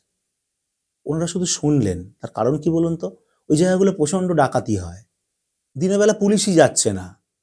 এই দুটো ছেলে পিঠে ব্যাগ নিয়ে তাহলে কি করে এলো? দেখুন, আমাদেরকে তো কিছু হয়নি। কেউ তো কেড়ে নিতে পারত। ধরলাম নিল। কিন্তু তার মধ্যেও অনুশোচনা হবে তাদের। এদের সাহস আছে। তবেই তো সাগর থেকে হেঁটে আসছে। ১ম এ তো বুঝতে পারত না লোকে। কি গঙ্গাসাগর থেকে বলছে? ভাবছে আমরা কি জল নিয়ে যাচ্ছি না কি?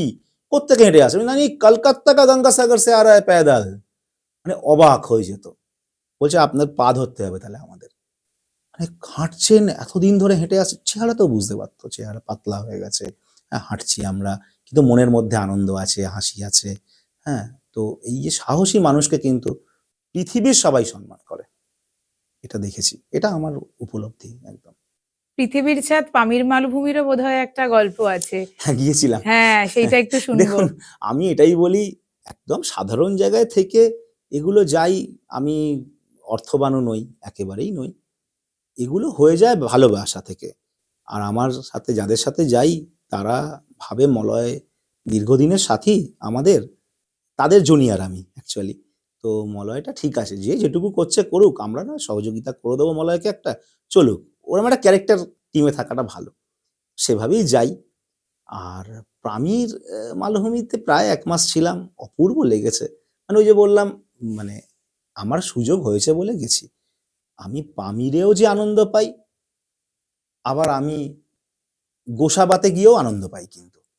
এই যে বইতে পড়া পামির মালভূমি, আপনি ভাবুন, আপনি এমন একটা দেশে পৌঁছলেন যেখানে শহরে দাঁড়িয়ে দূরের মাউন্টেন গুলো দেখতে পাচ্ছেন। পৃথিবীর ছাদ এইজন্য বলে তো, যেটা আপনি লে লাদাখ অঞ্চলে প্রায় ১৬,০০০ ফুট ওপরের ভ্যালি থেকে যেভাবে দেখবেন মাউন্টেনকে, সেরমভাবে কিন্তু আপনি পামির একটা শহরে বসে দেখতে পাবেন দূরের মাউন্টেনকে। তো পামির হাইওয়েতে গেছি। পামির হাইওয়ে তো একটা বিখ্যাত হাইওয়ে। যেরকম কারাকোরাম হাইওয়ে, সেরকমভাবে পামিরে যখন থেকেছি, প্রাকৃতিক সৌন্দর্যে অসাধারণ দেশ হচ্ছে কিরগিজস্তান। হ্যাঁ? তো আর পামির পিক লেনিন বা পামিরে এক্সপিডিশন করতে গেলে আপনাকে কিরগিজস্তান, মানে মাউন্টেনিং এক্সপিডিশন করতে গেলে আপনাকে কিরগিজস্তান যেতে হবে। পামির তো অনেকটা অংশ নিয়ে। হ্যাঁ? তো কিরগিজস্তান যেতে হবে। তো সেটাই আমরা গিয়েছিলাম। তো একটা অন্য রকমের অনুভূতি, যাযাবর জীবন তাদের। এখনো কিন্তু মঙ্গোলিয়া, কিরগিজস্তান, কাজাখস্তান, এই যে অঞ্চলটা, আফগানিস্তান, এই অঞ্চলের মানুষজন কিন্তু যাযাবর জীবনযাপন করে। আবার তাদের গাড়িও আছে কিন্তু। আচ্ছা। ওই ইয়ট গুলো আছে। ধরুন একটা ক্যারাভান টাইপের, গাড়ির হ্যাঁ, পেছনে লাগিয়ে দিল। হ্যাঁ। এখান থেকে ওখানে চলে গেল। আচ্ছা। ঘোড়াগুলোকে নিয়ে চলে গেল। নিয়ে গিয়ে সেখানে আবার কিছুদিন কাটাচ্ছে। এরকমভাবে তাদের জীবন চলে। ছেলেমেয়েরা লেখাপড়া করছে, সবই করছে। এইগুলো প্রচুর আমরা মানুষ। সবটাই ইতিহাসের পাতায় পড়েছি। হ্যাঁ, আজকের এই পডকাস্টে হ্যাঁ, হ্যাঁ, আপনাকে গেস্ট হিসেবে পেয়ে আমরা আপনার চোখ দিয়ে এই জায়গাগুলো আবার নতুন করে ঘুরে দেখলাম। কারণ আমাদের যাদের পক্ষে যাওয়া সম্ভব নয়, আহ, তারা তো ইতিহাসের পাতাতেই শুধু পড়ছি যে একটা জায়গা এতটা সুন্দর হতে হ্যাঁ। পারে। আর আপনাদের মতন ক্লাইম্বাররা বলুন বা ভ্রমণ পিপাসু মানুষরা বলুন, তারা তো সেই জায়গাটায় গিয়ে যেটা যেটা দেখে এসছেন, যে অনুভূতিটা করে এসছেন, আমাদের কাছে এসে বলছেন। তাই আজকের এই পডকাস্টটা দেখলে আমার মনে হয় দর্শক বন্ধুরা ভীষণ তৃপ্তি পাবে। মানে আপনার চোখ দিয়ে এতগুলো জায়গা তারা ঘুরে দেখবে। হ্যাঁ, ওই তো বললাম, ভালোবাসা থেকেই এগুলো হয়ে যায়, আর স্বপ্ন থেকে। এই যে আমি ভাবি, আমি বিভিন্ন জায়গায় যখন ছবি দেখাতে যাই, বাচ্চারা থাকলে বলি, "দেখো, আমি তো একটা সাধারণ মানুষ।" মানুষের না ভাবনা, স্বপ্ন স্বপ্ন জীবন বদলে দেয়। আমি আমার নিজের জীবনে দেখেছি বা দেখছি। আচ্ছা। এবার এই হ্যাঁ, মারাদোনার বাড়ি নিয়েও বোধহয় কিছু একটা ব্যাপার আছে। হ্যাঁ। আপনি না, আমার তো মানে বলছি না, আমি আপনি বিশ্বাস করুন, আমি আমার যা মানে আমার যা যোগ্যতা, তার থেকে আমি অনেক বেশি পাই। আমার মনে হয় এটা। একদমই তাই। কোনো ভুল কিছু না। এবং মানে আমি এই চেষ্টা করতে এবং তার সাথে ভাগ্যকেও জুড়তে হয়। করে আমি একদিন মারাদোনার বাড়ি পৌঁছে গেলাম। ভাবুন আপনি, হাওড়ার ভচরিপাড়ায় থাকা এই ছেলেটা হাফ প্যান্ট পরে ঘুরে বেড়াচ্ছে, পাশের পুকুরে স্নান করতে যাই আমি, গায়ে গামছা দিয়ে লোকে দেখে, প্রায় একটা বাইক চালিয়ে আসি, নাহলে সাইকেল চালাচ্ছি। আমি মারাদোনার বাড়ি পৌঁছে গেলাম। আমি যখন মারাদোনার বাড়ি যাই তখন মারাদোনা মেক্সিকোতে ছিল, ঠিক আচ্ছা। আছে? তো এবার আর্জেন্টিনা সে সময় মারাদোনা ছিলেন না। কিন্তু মারাদোনার বন্ধুর ছেলে, একজন লয়ার, সে খুব অভিভূত হয়ে গেছিল যে এই সময় তো ওয়ার্ল্ড কাপ চলছে না, যে ধরুন ওয়ার্ল্ড কাপ চলছে, ওই সময় অনেক সাংবাদিক চলে যায়, তাদের বাড়িগুলো খুঁজে বের করে সুদূর ভারতবর্ষ থেকে, যে দেশটার নামও খুব একটা জানে না মানুষ, মানে জানে না অন্যভাবে নেবেন না, সব দেশ সবাই জানবে এরকম, হয়তো নামটা জানে, অত কি করে জানবে? আমাকে যদি এখন বলে বুয়েন্স আয়ারেসের পাশের গ্রামটা কি জানো, আমি বলতে পারবো না, বুয়েন্স আয়ারেস অব্দি জানি। সে হয়তো কলকাতার নাম শুনেছে বা দিল্লি শুনেছে, স্বাভাবিক ব্যাপার। তো সেইখানে গিয়ে সেখান থেকে যে কেউ এটা দেখতে আসতে পারে, সে খুব অবাক। বললো আপনাদের পয়সা দিতে হবে না, টিকিট সিস্টেম আছে কিন্তু ওখানে, আপনি দেখুন, ভালো করে দেখুন। ওনার সাথে কথা বললাম, দেখা করলাম। মারাদোনা তখন মেক্সিকো গেছিল, কিন্তু মারাদোনার সাথে আমার দেখা হয়েছে, সেটা আমাদের কলকাতায় দেখা হয়েছে। আচ্ছা। কলকাতায় দেখা হয়েছে, সেটা অন্য পারপাসে। উনি এসেছিলেন যখন, তখন দেখা হয়েছিল, একদম কাছ থেকে, একদম সামনে দেখার একটা সুযোগ আমার হয়েছিল। কিন্তু আমি ওনার বাড়িতে গেছিলাম, আমি খুব তৃপ্ত যে এই সোফাটাতে উনি বসেছেন, ওখানে দেখবেন কোকের বোতলটাও আছে, মানে উনি যেটা ব্যবহার করেছেন, ব্যবহার্য অনেক জিনিস ওনার রাখা আছে। এবং সব থেকে বড় কথা, সেটা হচ্ছে আমার বিরাট অ্যাচিভমেন্ট এটাই, যে মারাদোনা একটি গাড়ি চালাতেন, সেই গাড়িটা ওপরে বনেটের ওপর বসে ওনার একটা ছবি আছে, আর ওই ছবিটা নিয়েই আমি বনেটের ওপর বসে আমার একটা ছবি আছে। আচ্ছা। তো এটা তো ঠিক আছে, আমি আমার মতো করে চেষ্টা করছি যাবার, এই আর কি, আপনি তো অনেক ছেলে মেয়েদের নিয়ে কাজ করেন, ইয়াং ছেলে মেয়েদের নিয়ে কাজ করেন, এই এই জেনারেশনের যারা মাউন্টেনিয়ারিং এ আসতে চায় বা যাই হোক যারা আসতে চায়, তাদের জন্য আপনি কি বলবেন? হ্যাঁ, অনেক ভালো ছেলে মেয়ে। দেখুন, সেরা কাজ কিন্তু সবসময়ের জন্যই কম হয়, এটা স্বাভাবিক ব্যাপার। পৃথিবীতে কোয়ালিটি কাজ কিন্তু কমই হবে, এটা তো স্বাভাবিক ব্যাপার। তো এখন বর্তমানে অনেক ভালো ছেলে মেয়ে দারুণ কাজ করছে। সবাই যে আমার সাথে ক্লাইম করে বা আমার প্রতি উপকৃত, আমি কিন্তু বলছি না। কিন্তু আমি দেখেছি, আমার সাথে যোগাযোগ আছে তাদের। আর আমার, যেহেতু আমার লাইফটা ডিভোটই পুরোপুরিভাবে অ্যাডভেঞ্চার নিয়ে, তো আমি সবসময় চেষ্টা করি নিউ জেনারেশনকে একটা বেটার কিছু স্বাদ দেবার। ওই যে আমি তখন বলছিলাম না, যে আমি এত লক্ষ টাকা দিয়ে হঠাৎ অভিযানে গিয়ে কি হবে সমাজের? খুব একটা কিছু হবে না কিন্তু। কিন্তু তার থেকে যদি নতুন প্রজন্মের ছেলেমেয়েরা প্র্যাকটিসের সুযোগ পায়, স্পোর্ট ক্লাইম্বিং করে, মাউন্টেনিয়ারিং করে, ক্লাইম্বিং করে, সাইক্লিং করে, হ্যাঁ, খুব বড় বাজেটের করতে হবে এরকম তো ব্যাপার না। অ্যাডভেঞ্চার কিন্তু খুব খরচ সাপেক্ষ নয়। পর্বতারোহণ অবশ্যই খরচ সাপেক্ষ। কিন্তু আমি নেপালে করব না। কি দরকার? আমি আল্পসে গিয়ে করতে হবে এরকম তো ব্যাপার না। আমার তো হিমালয় পড়ে আছে। হ্যাঁ, হিমালয়টাও অনেকের ক্ষেত্রে তো অনেক খরচা, সেটাও খরচা। কিন্তু আমি আমার ফরম্যাটের মতো করে যদি সেটাকে নিয়ে নিই, আমি তো আমার ফরম্যাটের মতো করে অ্যাডভেঞ্চার করতে পারি। ইচ্ছেটা করতে হবে, পাটাকে বাড়াতে হবে সামনের দিকে। তো আমি চেষ্টা করি এদের সাথে কিন্তু থাকার। ফান্ডিং এর তো প্রবলেম হচ্ছে, মানে শুধুমাত্র মাউন্টেনিয়ারিং এর ক্ষেত্রে বলছি না, হুম, বিভিন্ন ক্ষেত্রে ফান্ডিং এর প্রবলেম হয়, খেলাধুলার ক্ষেত্রে হুম, অনেক সময় ফান্ড পাওয়া যায় না। সবার অবস্থা তো সচ্ছল নয়। না, না, না, না। তো সেক্ষেত্রে তাদের কি করণীয়? সেক্ষেত্রে তো অনেক হুম, এই জেনারেশনের ছেলেমেয়েরা চাইছে এইসব হুম। ব্যাপারগুলোয় আসতে। তো ফান্ডিং এর প্রবলেমটার জন্য কি করণীয় তাদের? দেখুন, ১ম কথা হচ্ছে, মানে এটা একদমই ঠিক যে উম যেকোনো ক্রীড়াক্ষেত্রেই আপনি দেখেছেন অনেক বিখ্যাত ক্রীড়াবিদরা স্বাভাবিকভাবে তাদের হতাশার কথা বলছে, যে এটা আরেকটু বেটার হলে আরেকটু ভালো হতো। আমিও তাই বলব যে পরিকাঠামো যেকোনো জায়গায় স্পোর্টসের ভালো হওয়া উচিত। তারা আমাদের জাতিকে স্ট্রং করে। শুধু সে নিজে খেলছে তা তো না। একটা ছেলে-মেয়ে ছোটবেলা থেকে যদি খেলার মাঠে যায়, তাহলে তার শরীর যেরকম উন্নত হয়, তার মনটাও উন্নত হয়। মন শরীর উন্নত মানে একটা জাতিরও উন্নতি হয়। আমার এটা মনে হয়। তো উম আ সেটা অবশ্যই আরো বেশি ভালো হওয়াটা জরুরি। একদমই তাই। অবশ্যই জরুরি। আর এটাও ঠিক যে অ্যাডভেঞ্চার তার মতো করে সে করবে। আম সে চুজ করবে কোনটা করব। মানে যেরকম ক্যাপাসিটি, যেরকম সামাজিকভাবে আমাদের শেখাবে, আমাদেরকেও সেরমভাবে তাহলে প্রেজেন্ট করতে হবে। আর এটা তো ঠিক যে মানুষের খিদে তো বাড়ে। আমি একটা ভাবলাম ছোট পরিসরে মিউজিয়াম বানাবো। আমার তো সবসময় চেষ্টা থাকবে ওটাকে আরেকটু বড় করি, আরেকটু বড় করি। এই চাহিদাটার তো শেষ নেই। তো সেই জায়গায় আমার মনে হয় যে আরো সহযোগিতা থাকাটা জরুরি। তবে নিজেদেরও অনেক দায়িত্ব আছে এখানে দাঁড়িয়ে, যে শুধু শুধু আমি অন্য কাউকে বা রাষ্ট্রের ওপর কিছু ছেড়ে দেব তা কিন্তু না। তার কারণ দেখুন, ওই যে বললাম নদীর পাড়ে হাঁটতে কি খুব খরচের প্রয়োজন আছে?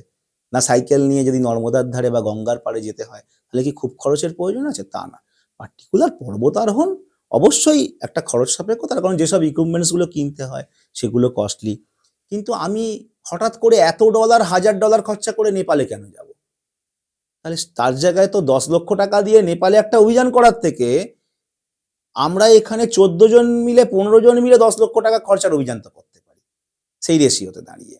সেটা তো আমি আমার ইন্ডিয়ান হিমালয়তে করতে পারি, যেখানে পৃথিবীর বিখ্যাত বিখ্যাত পর্বতারোহীরা বলে গেছে, গাড়োয়াল কি, কুমায়ুন কি, হিমাচল কি, লাদাখ, ভারতবর্ষের এত বড় অংশ নিয়ে হিমালয়, প্রাকৃতিক সৌন্দর্যে ভরা, যেটা যেটা আমাদের অ্যাসেট, যেটা আমাদের সবকিছু, সেখানে তো আমি অভিযান করতে পারি। সে অভিযান তো এত খরচ সাপেক্ষ হয় না।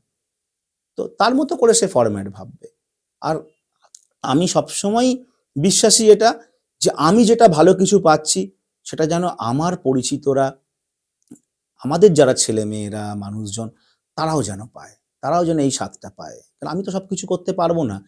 যেটা আমার ব্যর্থতা আছে, আমি তো চাইবো নতুন প্রজন্মের ছেলেমেয়েরা তারা এটা করুক। হয়তো ফরম্যাট গুলোকে আমি বোঝাবো, দেখ না এই জায়গাটাতে যদি সাইকেল নিয়ে যাস, অমুকটা যদি যেতে পারিস, দেখ এখনো সেভাবে মানুষ সেখানে পৌঁছয়নি। মানে মানুষ পৌঁছেছে। ধরুন আমাদের ইন্ডিয়া থেকে কেউ এই কাজটা করেনি, কি বাংলা থেকে কেউ করেনি। দেখ না এটা করে, তুই পারবি ভাই এটা। তুই যা পরিশ্রমী ছেলে, তোর যা শারীরিক সক্ষমতা, তুই কিন্তু এটা পারবি। আমি কিন্তু এটা চেষ্টা করি। আমি হয়তো তার পাশে অর্থ দিয়ে থাকতে পারি না। হয়তো যাবার সময় তাকে বললাম বা গাইড করলাম। আর এটা বললাম, "দেখ কাউকে জানাবি না। কাউকে জানাতে হবে না। তুই এটা কর।" এবং দেখা গেল সে কিন্তু কৃতকার্য হলো। গিয়ে বলতে ভালো লাগে। আমি কারোর নাম নিচ্ছি না। হ্যাঁ? আমি তাকে আমি গাইড করলাম যে, "ভাই এটা কর। কাউকে বলবি না। জানুক।" মানে হঠাৎ স্পার্কটা স্ফুলিঙ্গ হবে যখন তুই এটা অ্যাচিভ করবি। কিন্তু কাউকে বলবি না যাওয়ার আগে। কাউকে বলতে হবে না। হ্যাঁ? তুই আমাকে শেয়ার করেছিস ঠিক আছে। আমি তাকে গাইড করলাম, "এটা কর, ওখান থেকে ওখানে যা, ওখান থেকে ওখানে যা। এইভাবে যদি পারিস, দেখ ওটা আমি জীবনে পারবো না, এটা কর।" আমি তো সবসময় বলি ছেলেমেয়েদেরকে, "দেখ ওটা কর।" কি বাচ্চাগুলোকে চলো আকাশ দেখাও। একদিন রাতে প্রোগ্রাম করো। ছোটদেরকে নিয়ে গিয়ে, অনেক ভালো ছেলেমেয়ে আছে, টেলিস্কোপ দিয়ে আকাশ দেখাও। আরে বাচ্চাগুলো শিখবে, জানবে। আর নিজের হাতে যখন থালাগুলো ধুচ্ছে, বাড়িতে তো সেটা করে না। ৪ টে দিন করে ক্যাম্পটা করে আসার পর তাদের বাড়ির অ্যাক্টিভিটি কিন্তু বদলে যায়। একদমই বদলে যায়। তো সেইটা চেষ্টা করি যে নতুন প্রজন্মকে আমার মতো করে করার। এখন আমার তো অত সামর্থ্য নেই। আমি যেটুকু পারি আরকি সেটুকু করার চেষ্টা করি। এভারেস্টের বেস ক্যাম্পে পৌঁছানো তো সবার পক্ষে সম্ভব নয়। কিন্তু আপনি এমন একটা মিউজিয়াম বানিয়েছেন যেটাতে আমরা বেস ক্যাম্পের স্বাদটা নিতে ওখানে যেতে পারি। সেটা নিয়ে একটুখানি শুনবো। না, ওটা ওরকম ব্যাপার না। আসলে আমি অনেক বছর ধরে চাইতাম যে একটা নিজস্ব স্পেস, একটা কিছু থাকুক। মানুষজন এসে একটু কথা বলবে, আমি একটু বসে আড্ডা মারলাম। ভীষণ আড্ডাবাজ মানুষ আমি। আর সবাইকে নিয়ে আনন্দে বেঁচে থাকতে চাই, জানেন তো? তো বিশেষ করে শেরপারা আমার বাড়িতে আসে। পুরুলিয়া, বাঁকুড়ার প্রান্তিক মানুষজন আসে। ছোট জায়গাতে দিনের পর দিন কিন্তু ওরমভাবেই চলেছে। তো মা রান্না করছে, প্রচুর শেরপা বাড়িতে ঘুমোচ্ছে। মেঝেতে, বিছানাতে এরকমভাবে হতো। আমি ভাবলাম একটা ছোট স্পেস। তো অনেক কষ্ট করে চেষ্টায় আমার এক সিনিয়র দাদা খুব হেল্প করেন। তো আমি ভাবলাম ঠিক আছে তাহলে একটা বেস ক্যাম্প নাম দিই। তাহলে নাম দেয়া হলো এভারেস্ট মিউজিয়াম বেস ক্যাম্প বলে। তো যাই হোক, এরকমভাবে কোভিডের সময় আমি জাস্ট আমার কয়েকজন সাথীকে নিয়ে এটা করলাম, এবং যখন করছি একটা গোডাউন ঘরকে নিজেদের হাতে আরকি সাফ সাফাই করে সেখানে নিজেরাই কাজ করছি। কেউ ছবি আঁকছে, কেউ এসে আমারই এক ছাত্র, আমার এক ভাই, সে ধরুন লোহার কিছু কাজ করছে। এরকমভাবে আরকি করে একটা জিনিস দাঁড়ালো। তারপর আমার মা হঠাৎ করে দেখে একদিন অবাক যে, "তুই বাড়ি থেকে একটা করে জিনিস নিয়ে যাস?" কোভিডের সময় অত মানুষও সব জায়গায় যাচ্ছে না। যেহেতু আমার বাড়ির পাশে এটা। তো সেখানে সবাই দেখে অবাক হয়ে গেল যে এরম জায়গাটা ও করেছে। কিন্তু এই ভাবনাটা এটাই যে এত হঠাৎ করে কোনো মানুষ ধরুন এলো, আমি পুরুলিয়ার গ্রামে বা বাঁকুড়ার গ্রামেতে যেসব জায়গায় রক ক্লাইম্বিং হয়, সেখানে মানুষের যে সহযোগিতা পেয়েছি বা পাই, সেই সব মানুষরা যদি হঠাৎ করে কলকাতায় কোনো এমার্জেন্সিও হয় আমার ওখানে কিন্তু রাত্রি কাটায়। শেরপাড়া দার্জিলিং থেকে নেমে এসে যদি সেরকম হয় যে হাওড়া স্টেশনের কাছাকাছি বা আমার ওখানে থাকলে তাদের চলে যাবে, শেরপাড়া চলে আসে। কিছুদিন আগে ইটালি থেকে একটি মেয়ে সাইকেল নিয়ে আসছিল, সে আমার ওখানে এলো। একটি অস্ট্রেলিয়া থেকে সাইমন বলে এক ভদ্রলোক, সে এলো। তো আমি চাই যে একটা ছোট্ট পরিসরে একটা অন্যরকম কালচারকে ধরতে। আমি আমার মতো করে করছি। দেখুন, আমি এটা বলছি না যে এটাই খুব ভালো করছি, এটাই খুব দারুণ হচ্ছে। আমার মতো করে আমি ভেবেছি যে আমি সমাজকে কি রিটার্ন করতে পারি। আমার লক্ষ্য, অনেক মূল্যবান জিনিস আমাকে এই মুহূর্তে পৃথিবীর অনেক বিখ্যাত জিনিস আমার কাছে আছে। ঠিক আছে? কিন্তু পর্বতারোহণ রিলেটেড। যেমন? যেমন ধরুন আ কিরকম বলবো? আ আমি ধরুন কর্নেল প্রেমচাঁদ। কর্নেল প্রেমচাঁদ খুব রিনাউন্ড মানুষ ছিলেন। ওনার সাথে আমি মিট করেছি বেশ কয়েকবার। উনি এই কবছর হলো মারা গেছেন। উনি প্রথম ভারতীয় যিনি কাঞ্চনজঙ্ঘা আরোহণ করেন। শুধু সেটা তার পরিচয় নয়। তিনি তথাকথিত একদম হিমালয়ে প্রাণ একজন মানুষ ছিলেন। এভারেস্ট, কাঞ্চনজঙ্ঘা আরোহিত প্রচুর আছে পৃথিবীতে। কিন্তু হিমালয়ে প্রাণ থাকা মানুষের সংখ্যা কিন্তু কম। তো ভারতবর্ষের বুকে উনি এমন একজন পর্বতারোহী ছিলেন, যিনি কিন্তু হিমালয়ে প্রাণ মানুষ। মানে উনার ছাতিটা হিমালয়ের মতোই ছিল। তো সেই মানুষটি আমাকে সই করে দিল। একটা পিক সাবমিট করে এসে আমাদের ছবি দেখে একটা কথা উনি লিখে দিয়েছিলেন আমাকে। যেটা আমার কাছে আছে কিন্তু এখন। ওই লেখাটার পরে খুব একটা আর অন্য কিছু সার্টিফিকেটের দরকার নেই আমার জীবনে। ঠিক আছে? এবং একটা আইস্যাকসে সিগনেচার করে দেয়, টি-শার্টে সিগনেচার করে দেয়। এগুলো কিন্তু আমি সাজিয়ে রেখেছি। আবার অস্ট্রেলিয়ান টিম যখন ১ম এভারেস্ট আরোহণ করে, অত্যন্ত দুরূহ রুট দিয়ে, খুব চ্যালেঞ্জিং সে রুট। সেই টিমের সদস্য জিওফে ব্যাট্রাম, উনি ওই অভিযানের ব্যবহার করা জিনিস আমাকে দিয়েছে। আপনি ভাবুন তো, এর থেকে প্রাপ্তির কি আছে? যে আমি কে? কত এভারেস্ট আরোহিত আছে, কত অ্যাডভেঞ্চার করা মানুষ তো আছে। তখন আমার উৎসাহ আরো বাড়তে থাকে যে ভাই, আমার এই কাজটার জন্য কেউ মানুষ তো আমাকে বলেছে। অনেক মানুষ যেরকম বলেছে যেখানটা করেছিস তুই ভাড়া দে। হ্যাঁ? তাহলে তো প্রতি মাসে পয়সা রোজগার হবে। আর কেউ মানুষ তো আমার পাশে থেকে এই জিনিসটা দিয়েছে। এটাই জীবনের প্রাপ্তি। মানে ঠিক এরম জিনিসের সঙ্গ যেরকম আছে, আবার অত্যন্ত বিখ্যাত শেরপা আংশেরিং শেরপা, তাকে যে টাইগার ব্যাজ দেওয়া হয়েছিল, সেই টাইগার ব্যাজ আমার কাছে আছে। কাঠের আইস্যাক্স আছে, একদম উডেন স্যাপ আইস্যাক্স আছে বলতে তেনজিং নোরগে টাই আছে আমার কাছে। এবং এগুলোর কিন্তু প্রমাণ আছে। আমি আবারও বলছি, প্রমাণ আছে। জামলিং তেনজিং নিজে হাতে টি-শার্টে সিগনেচার করে দিচ্ছেন, ইন্টারভিউ দিচ্ছেন। এগুলো সব আমার কাছে রাখা আছে। ১৮ বার এভারেস্ট সামিটার নিমা গম্বু শেরপা, তার ব্যবহার করা জিনিস আমার কাছে আছে। নিম দর্জির মানে ম্যাক্সিমাম টাইম এভারেস্ট সামিট করা যে জুতোটা, পুরনো জুতোটা, সেটা আমাকে দিয়েছে, সেটা আমার কাছে আছে। এরমভাবে অনেক কিছু আছে। কেউ ধরো আন্টার্কটিকা গেছিল, কোনো পাথর এনে দিয়েছে, সেগুলোও সাজিয়েছি। কিন্তু কেউ গেলে একটা জিনিস বুঝবে যে একটাই কথা সে এসেই বলবে, মলয় জায়গাটা আরেকটু বড় হলে ভালো হতো। তো আমার যা ক্যাপাসিটি, আমি এটা করতে পেরেছি। খুব চেষ্টা করছি একটু বড় করার। কারণ জীবনটা দেখুন একটাই। আমি আমাকে তো প্রায় দিন নিমন্ত্রণ হয়। আমি খেতেও ভালোবাসি। আমার ওয়েটটাও বেড়েছে। আবার অভিযানের আগে প্র্যাকটিস করে কমাতে হবে।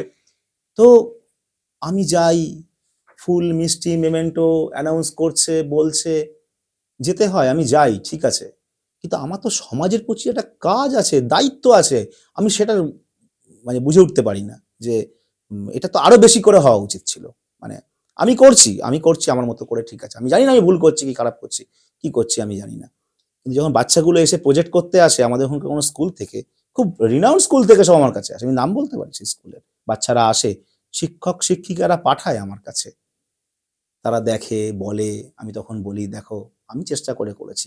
আমি পর্বতারোহণ করছি মানে তোমায় করতে হবে এটা নয়।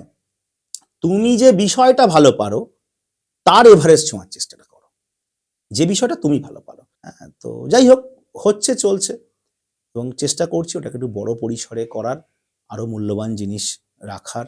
তখন ব্যাপারটা তো কন্টিনিউ প্রসেস এটা। তবে মানুষ, আমার বন্ধুরা যে বলছি না, আমি আমি কিন্তু মানুষকে ভালোই দেখি, আমার পাশে মানুষ ভালোভাবেই থাকে এবং আমাকে মানুষ ভালোবাসে। আমি কাউকে খারাপ আমার তো মনে হয় না, কেউ খারাপ বলে আমার খুব একটা মনে হয় না। সময়ের সাথে ওই ওই সময়টা হয়তো সে একটু ভুল সিদ্ধান্ত নিল, আমিও কি নিই না। আমি একটা অভিযানে দাঁড়িয়ে হঠাৎ করে আমার জুনিয়রদের ওপর চেঁচালাম, আমার পরে ভাবনা হয়েছে এটা তো করা অন্যায়, সাংঘাতিকভাবে অন্যায়। একটা ঘটনাকে কেন্দ্র করে আমি এরকম ভাবে তাদেরকে বলবো কেন? এটা আমার পরে উপলব্ধি হয়েছে, এটা করা অন্যায়, করা কোনোদিন উচিত না। আমি সে উপলব্ধি করেছি যে আমি একটা অভিযানে হঠাৎ করে আমার জুনিয়রের ছেলেগুলোর ওপরে চেঁচালাম। মানে তারা খালি ভয়ের কথা ভাবছিল, একটা ফেসকে দেখে আমি নিজেকে কন্ট্রোল করতে পারিনি আর। আমি হঠাৎ করে চেঁচিয়েছি, আরে তারা তো ভাবতেই পারে আমার অভিজ্ঞতা তাদের অভিজ্ঞতা। কিন্তু আমি পরে বুঝেছি, আমি খুব ইরিটেট হয়ে যাচ্ছিলাম। এ কি, ছেলেগুলো ক্লাইম্ব করতে এসে আগে ভাবছে যে বিপদ ফিপদ, কেন বিষয় এসব ভাববে ভাই? ক্লাইম্ব করতে হবে আমাদেরকে, কিসের বিপদ? আরে ওটা আমি আমার জায়গা থেকে ভাবছি। এটা আমি পরে রিয়েলাইজ করেছি যে না, এরকম ভাবে তো চেঁচানো কখনো উচিত না। তো এটাও মানুষ মাত্রই তো এগুলো হবে, কিন্তু কখনো মানে চেষ্টা করি সবসময় থাকার। আর দেখুন, ভালোবাসা ছাড়া পাওয়ার কিছু নেই খুব একটা। আমি ওই হাঁটা, গঙ্গাসাগর থেকে গোমুখ হাঁটা আমার জীবনের সারমর্মটা বুঝিয়ে দিয়েছে। কিন্তু সমাজ ব্যবস্থা তো এখন অনেক কঠিন হয়ে দাঁড়িয়েছে, হুম। অনেকটা লড়াই করে মানে বাঁচতে হচ্ছে। সেক্ষেত্রে এই যে লড়াইটা, এই লড়াইটা করতে গিয়ে দেখা গেছে ইয়াং জেনারেশনের মধ্যে অনেক মানে হেরে যাচ্ছে, এগোতে পারছে না। আসলে কি বলুন তো, আপনি হয়তো ঠিকই বললেন। ব্যাপারটা হচ্ছে, আমি যে কষ্টের জায়গা থেকে এটা করেছি বা করছি না, আমার কাছে এগুলো কোনো রেখাপাত করে না। মানে আমার কাছে এটা সমস্যা নয়, কোনোভাবেই সমস্যা না। আমি জানি পৃথিবী চলছে, এগুলো ঘটবে। তোমাকেও রুখে দাঁড়িয়ে তোমার মতো করে কাজ করতে হবে, এগুলো ঘটবে। এটা চলমান জীবন, নদীর স্রোতের মতো বয়ে যাচ্ছে। খারাপটা হবে, সমাজে খারাপ প্রচুর আছে, ভালো মানুষও আছে, কম আছে সংখ্যায়, কিন্তু আছে। আর ঠিক আছে, খারাপ কাজ যেরকম হবে হবে, হোক না, কিন্তু ভালোটা করতে হবে। কারোর সাথে আঘাত ঝগড়া করে নয়। চেষ্টা করি না, দেখবেন উদ্যোগী হলে আপনার পাশে মানুষ আছে। এটা আমি কিন্তু বিশ্বাস করি। মানুষ কিন্তু আছে। আজকে যখন জুনিয়র ছেলেমেয়েরা কিছু করে, আমি কি থাকি না? হ্যাঁ, আমার সে অবস্থা না।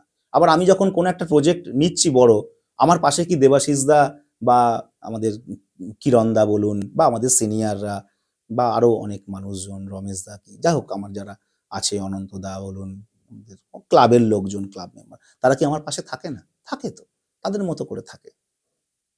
তো ঠিক আছে, সমাজ চলবে, পৃথিবীর নিয়মে চলবে, তার মধ্যে থেকেই কাজগুলো করতে হবে। হেরে গেলে চলবে না। না, না, একেবারেই না। আমি কারোর ওপর অভিযোগ করি না, একেবারে না। কি আছে, সে তো ঘটমান বহুল জীবন তো আমাদের, অসুবিধে কি আছে? হোক না, চলুক না, কারোর ওপর অভিযোগ করার কিছু নেই। প্রত্যেকের ভুলভ্রান্তি আছে, হ্যাঁ, আর এবং আমাদের করার ক্যাপাসিটিও আছে। আমি তো নিজে অ্যানালিসিস করি, নিজে ভাবি। আজকে একটা জুতোর ড্রয়ার খুললে আমার বাড়িতে তো অনেক জুতো পড়ে আছে, আর যে মানুষের জুতো পড়তে পারছে না, সে তো আমাকে বিলাসিতা করা বলবে। এটা তো স্বাভাবিক ব্যাপার। সে তো আমাকে পরিষ্কার বলে, ভাই তুমি তোমার আলমারি খুললে এত জামা কাপড় দেখছি, আর আমি তো পড়তে পারি না ভাই, তো তুমি তো অনেক ভালো আছো। কিন্তু অভিযোগের কোনো জায়গা নেই। আজকের সমাজে আমরা যারা বেঁচে আছি, আমি ভারতবর্ষ যেটুকু ঘুরেছি, তাতে আমাদের থেকে অনেক কষ্টে অনেক মানুষ আছে। ওই জন্য অভিযোগ করো না, যেটা আছে সেটা দিয়েই তোমাকে লড়ে যেতে হবে, কাজ করতে হবে। একটা একটা বাচ্চাকে তার বাবা বিএমডাব্লিউতে ধরুন পৌঁছে দিল, কেউ সাইকেলে পৌঁছে দিচ্ছে, কোনো বাচ্চা হেঁটেও আসছে। লড়াইটা তাকে সেভাবে ভাবতে হবে। জন্মটা কারোর হাতে লেখা নেই, ও ওভাবে জন্মেছে। একটা বাচ্চা জন্মেছে রোলস রয়েস যার আছে তার বাড়িতে, অসুবিধা কি আছে? তারপর থেকে শুরুটা হোক না, দেখা যাক না কি হয়। চেষ্টাটা করতে হবে, কারণ আমি অনেক কষ্ট করেছি। একদমই তাই। একদম, তার ফলে আমি কোনো অভিযোগ দেখি না। সবাই ভালো, নিজেকে নিজের কাজ করতে হবে, কারোর ওপর দোষ দিও না, কারোর ওপর না, রাষ্ট্রের ওপর, কারোর ওপর। হ্যাঁ, একটু বেটার হলে ভালো, এটুকু বলতে পারি। আরে নিজে করি না, নিজের অনেক ভুলভ্রান্তি আছে, নিজে নিজে করি না, এটা তাহলেই তো হয়। এতক্ষণ ধরে আমরা পাহাড় শুনলাম, সমতল শুনলাম, অনেক কিছু অ্যাডভেঞ্চারের কথা শুনলাম। একটা প্রশ্ন ভীষণ জানতে ইচ্ছা করছে, ইয়েতি কি হয়?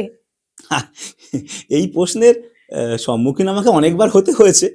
তো দেখুন, আমি হিমালয়ের বিভিন্ন জায়গায় বিচিত্র পায়ের ছাপ পেয়েছি।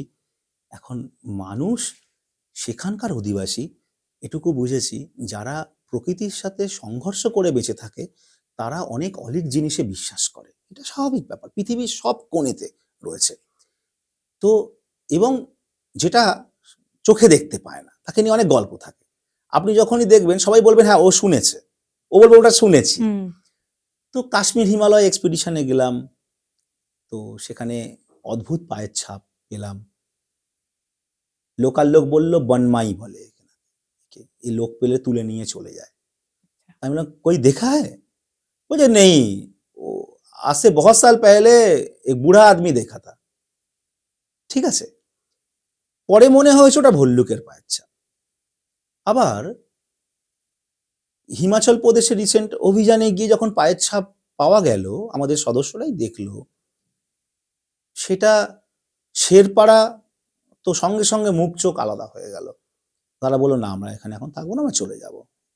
তার কারণ ইয়েতি কারোর ক্ষতি করে না, মানে যে গল্পগুলো আছে ইয়েতি নিয়ে যে ঘটনা, কোনো ক্ষতি করে না। সে ইয়েতি একটা গড হতে পারে, ইয়েতি কোনো প্রাণী হতে পারে, যাই হতে, ইয়েতি একটা মিথ ধরুন, সে কারোর ক্ষতি করবে না, কিন্তু তার অস্তিত্ব মানে তুমি তাহলে সেখান থেকে চলে যাও, সেটা কোনো কিছু হতে পারে, যাই হোক। তো আমাদের তো মনে হচ্ছে ওটা ভল্লুক, তারা বলছে না, তারা নমস্কার টমস্কার করছে, চলো এখান থেকে চলে যাও, চলো। এই পায়ের ছাপের ছবি ধরুন তুলে আনা হলো, কেউ সেটা দেখে বলছে দেখো এতটা উচ্চতাতে ভল্লুক ওখানে কি করছে, এটা তো ঠিক মনে হচ্ছে না, এটা তো এ হতে পারে। আর কেউ বলছে না না এটা ভল্লুক, কেউ বলছে না এটা ভল্লুক নয়, এটা হয়তো অন্য কিছু একটা হবে। এই যে মজাটা কিন্তু এখানে, যে কেউ বলছে ভল্লুক, কেউ বলছে না এটা অন্য কিছু একটা মনে হচ্ছে হবে, এই অস্তিত্বটাই থাক যুগ যুগান্তর ধরে। এই যে গল্প গাথাগুলো হয়ে আছে, এই যে রহস্যটা হয়ে আছে, আমার মনে হয় এটা থাকার দরকার আছে। ইয়েতি নিয়ে যেসব অভিযান হয়েছে আমরা জানি, যেটুকু আমার খুব বেশি পড়াশোনা নেই, তো এডমন্ড হিলারি, সেখানে সাংবাদিক হিসেবে ভানু স্যারও ছিলেন, তো সেখানে বিজ্ঞানের কোনো ব্যাখ্যা কিন্তু পাওয়া যায়নি। এমনকি যে স্কালটাও আছে সেটা আমি নেপালে দেখে এসেছি, পরবর্তীকালে টেস্ট করে দেখা গেছে সেটা ভল্লুকের। কিন্তু ঘটনা হচ্ছে এমন এমন কিছু ঘটনা আমাদের সমাজে ঘটে, বিশ্বাস থেকে অনেক কিছু সুরাহা হয়, সেটা সেই শোলখুম্বু অঞ্চল বলুন আর তিব্বতের ভ্যালি, সেটা সেই বিশ্বাসটা সেখানেই থাকুক হিমালয়কে নিয়ে আমার মনে হয়। তো এতেই জায়গাতেই থাকুক, তাকে আমরা শ্রদ্ধা করি। তো এরম ভাবেই আমি দেখেছি আর কি। এবার লাস্ট কোশ্চেনে চলে আসি, অনেকটা শুনলাম, আর একটা জিনিস ভীষণ জানতে ইচ্ছা করছে, এমন কোনো পাহাড় আছে যেখানে যাওয়া হয়নি কিন্তু ভবিষ্যতে যাওয়ার ইচ্ছে রয়েছে? হ্যাঁ, অনেক অনেক এরকম মাউন্টেন আছে যে ইচ্ছা আছে কখনো অভিযান হবে, জুনিয়র ছেলেরা যাবে, তাদের নিয়ে ক্লাইম্ব করবো, এবারেই ইচ্ছা আছে। মানে এটা তো কন্টিনিউ প্রসেস, যে না অমুক পিকটা আমাদের যাওয়া দরকার, ছেলে মেয়েগুলো এখানে ভালোভাবে ক্লাইম্বিংটা শিখতে পারবে, তাহলে ভালো, ঠিক আছে আমি সাথে থাকবো, আমি যদি ফিট থাকি আমি যাবো, কিন্তু কাউকে ডিস্টার্বও করবো না, একদমই না। তারা করুক, আমি যদি দেখি আমি ফিট আছি তাহলে অবশ্যই যাব।